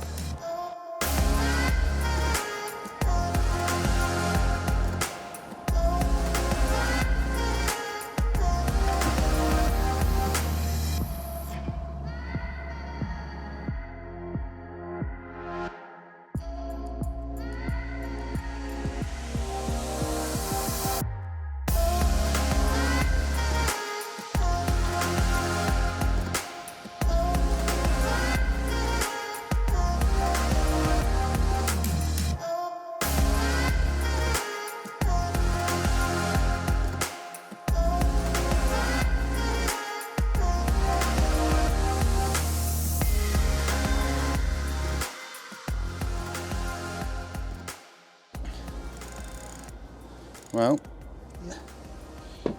that's the third rod in action. That's taken all of about 7 minutes to get 3 rods out. And we're now fishing. I've just chucked those 3 bags, spread them about nicely. And if I hook a fish, I can just clip it up, flick the line and see where I've hooked it. And then I'll know to chuck another rod in that area. Hopefully, see one of these spools start spinning away soon. An hour later, first rod's gone, and then the next rod. That rod's gone. Oh, you right? It's right there, Bart.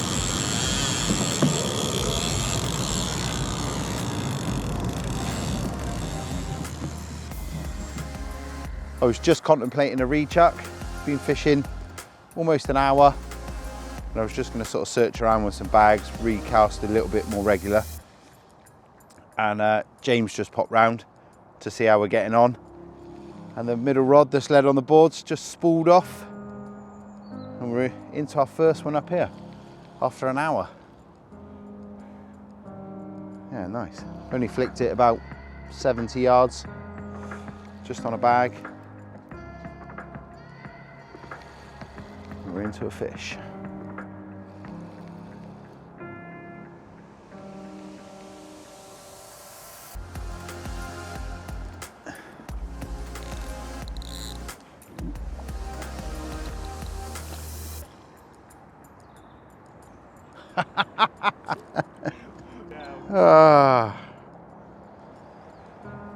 Scrap that, lost it at the net.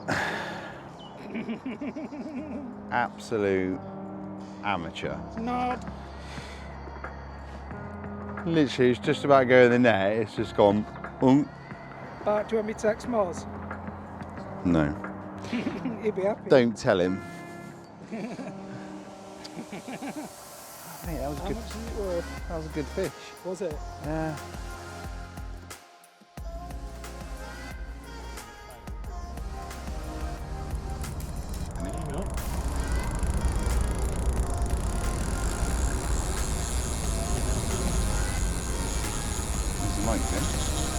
You had, I'll do you, mate.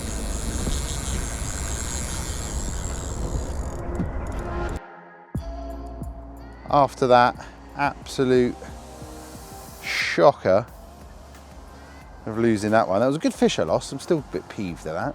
But the yeah, I re-chucked all 3 bags to sort of roughly the area that I got the bite, and 5 minutes I got another one. Happy days. Yeah, just the one on the right hand side this time. Hopefully we'll get it in. Still annoys me that I lost that one.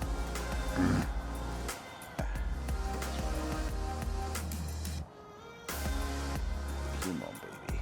Not too far out either. 70 odd yards. Nice little flick with the bag.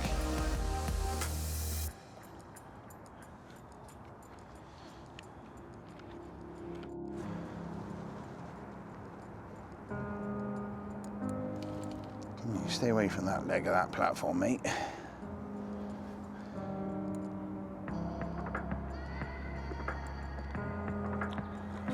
There he is.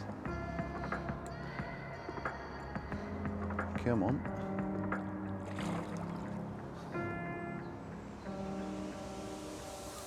There she is. I like these little fruitylicious ones.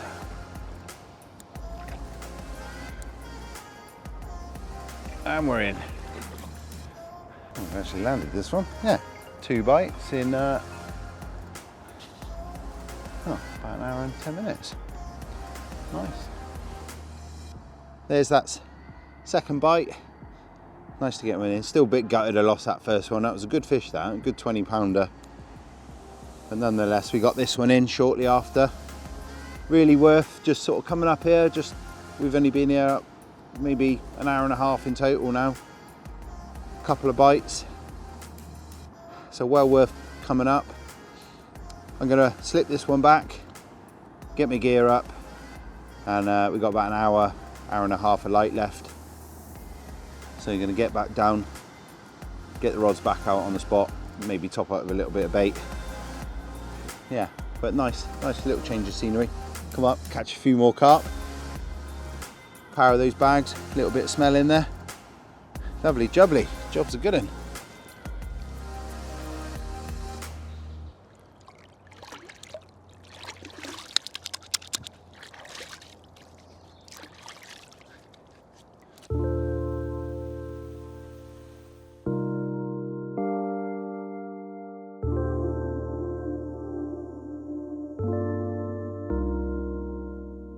So throughout this session I've mentioned liquids and that I'm using a couple, and I was going to talk to you about it. I've used a little bit of the tuna oil in my bags, just injecting them in there. It's a little bit thinner than the salmon oil. It is February, and my main emphasis for liquids has been this crayfish spod syrup. Now, I absolutely love the crayfish range. The pellets are absolutely brilliant, along with the hook baits, and this to me just sort of completes that range a little bit. It's taken a little bit of time because obviously the guys at Nene wanted to make sure it was absolutely bang on before they brought it out, and it's got a multi-use purpose. You can put it, as you saw me using it, you can sort of coat all your boilies and your pellets, and it'll soak into them, ready for when you spot it out. You can put it straight in the spod because it's quite like a thick textured liquid. I was putting a few little blobs in my spod, and on top of that, you can mix it in your stick mixes, or like I've been doing here, inject it into your solid bags if that's what you want to do with it.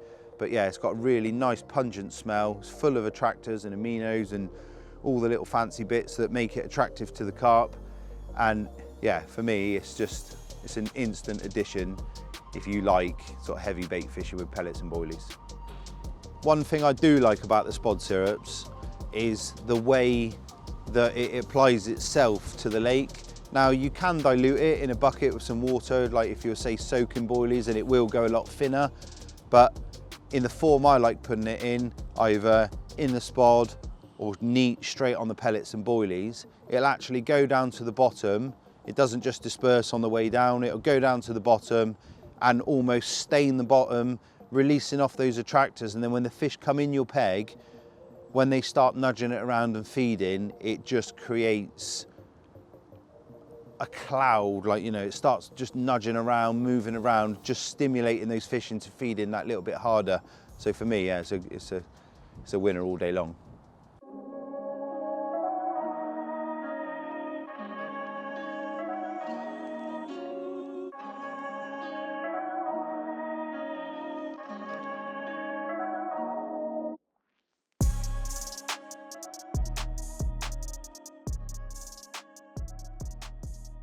I have just finished spotting. Thought I'd make myself a nice cup of tea.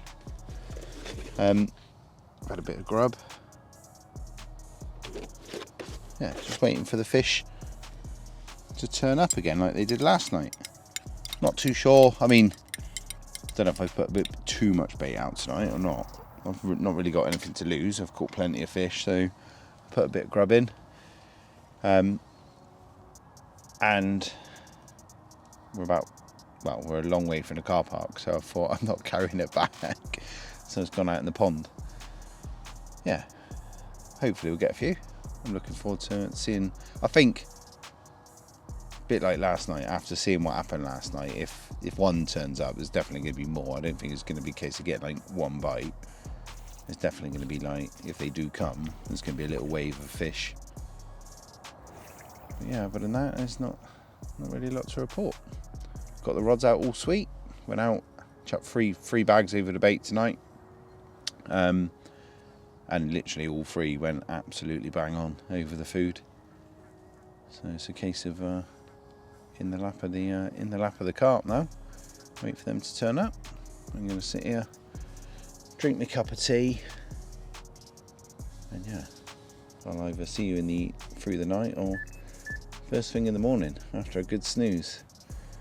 I know after last night I'm definitely going to be putting a shift in tonight. So, cheers.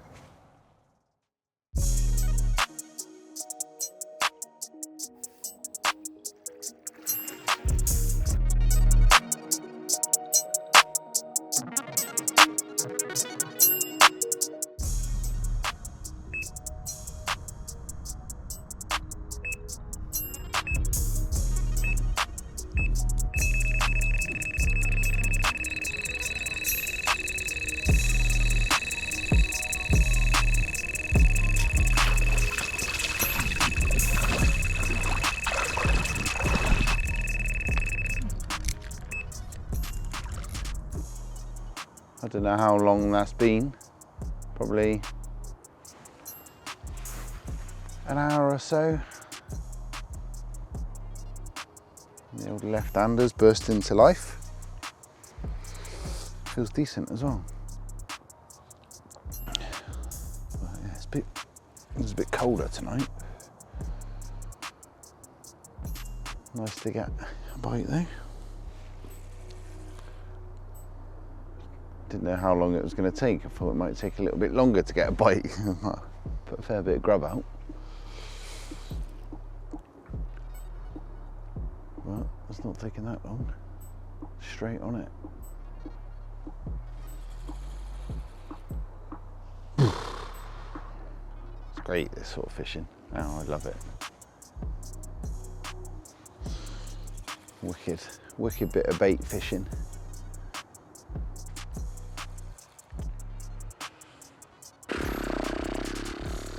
Oh, sometimes get that feeling, yeah.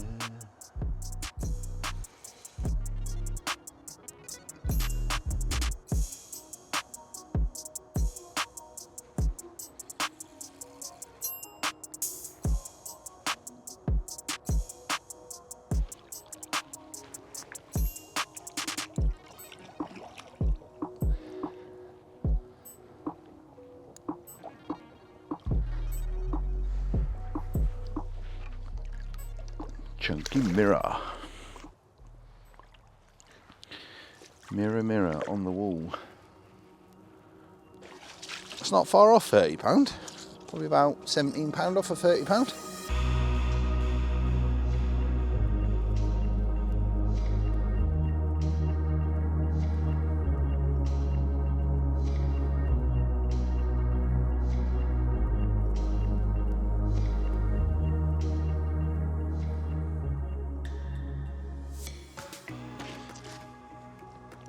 Ooh.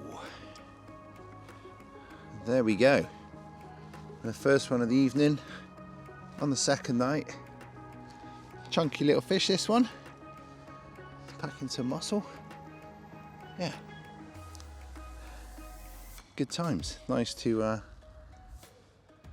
get a bite over all that bait. I thought I'd suppress them a little bit, but it's yeah, we got a bite fairly quickly. Happy days. And oh, I'm pretty shattered, to be honest, so I'm going to slip this one back, get a bit of kip, and unless Big Bad Barry comes along, I'll see you in the morning. Let's get this one back.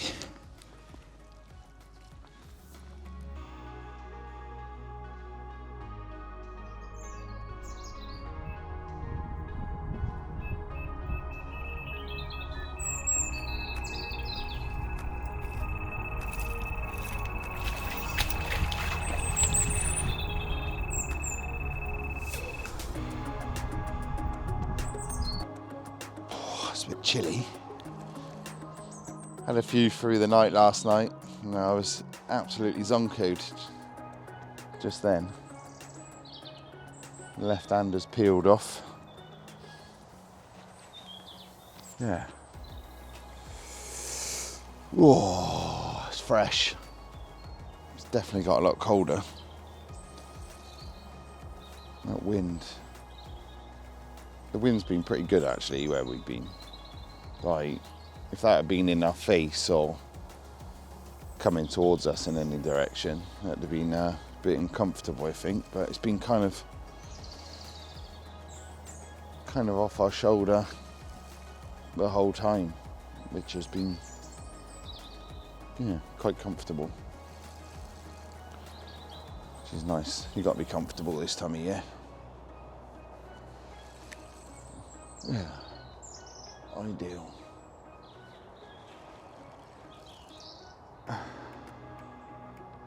As I'm playing this, there's a nice little slick coming off of my baited area. Yeah, it looks pretty decent. Just popped up then.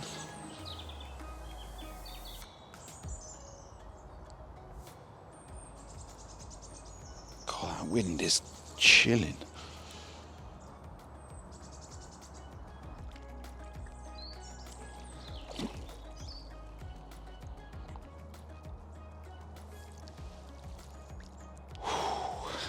Gonna get me jumper on and get that kettle on, I think.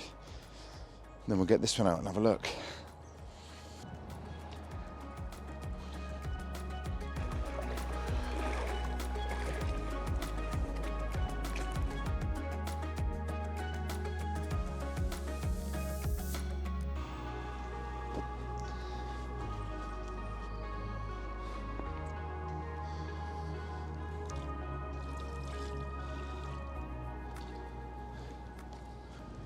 Well, that was a little bit bigger than I thought. I thought it was a good 20, but bang on £30.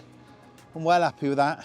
I had another one more or less straight after this one as well that I can show you in a minute. That's a good 20 as well. But yeah, well chuffed with this. To catch a 30-pounder on top of all the fish I've caught. I've had a tremendous session. Catching some great fish in February. So yeah, make sure you come down and have a go. Certainly a few of these to be caught. But on another note, I'm gonna have a slow pack down. I hope that you've watched all the winter series, you've enjoyed them all. Keep an eye out for any future videos from us at DNA. But yeah, what a wicked bit of fishing and a great way to end the series. Thank you very much.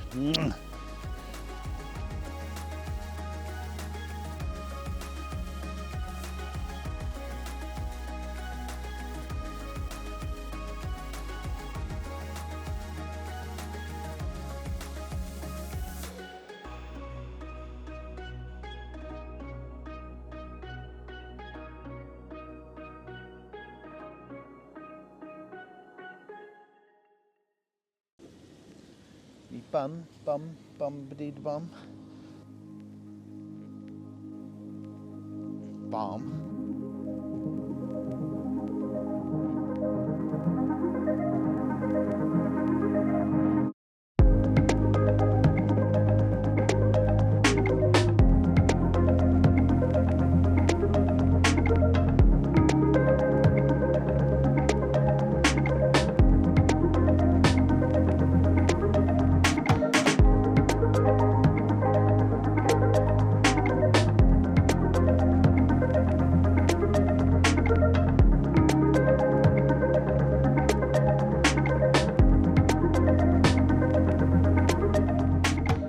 Second part of that brace this morning, just before we head off. Yeah, he's a good mid-20. What a lovely brace. And cracking bit of fishing.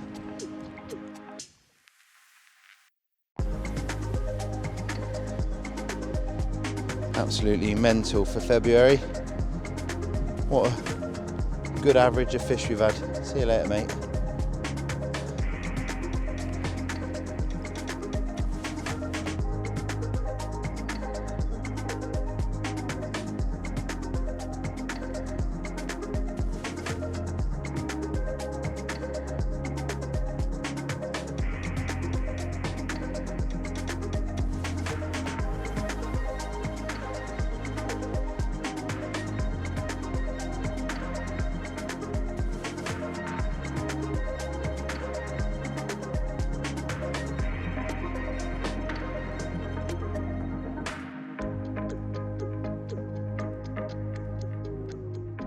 The vans are all loaded up and we're ready to leave now.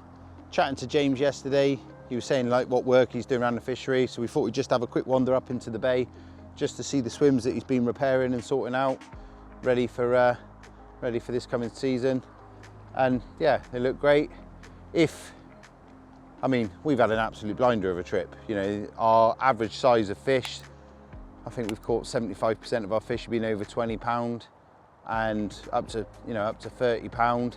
So if you're looking for that sort of venue where you can catch a 20 pounder, then this place is, you know, there's a lot of fish in here. Get yourself down here, apply the tactics that we've shown you, and like with those baits and liquids and that, and I can't see that if you're looking for your first 20 or just want to get in amongst a good bit of fishing for this time of year, then have a crack down here because you won't be disappointed. There's some great fishing to be had. I hope you've enjoyed, if you've watched all the winter series, hope you've enjoyed them all. If you haven't seen the other episodes of this winter's winter series, then head over to the DNA YouTube channel. They're all there, they're free to watch. Have a look. There's also earlier episodes from previous years. So if you're heading to a different venue, just check that we haven't done one on that venue for this time of year. And yeah, I might just steer you in the right direction to get you that carp that you're looking for. But yeah, until next time, hope you enjoy your fishing and yeah, see you soon.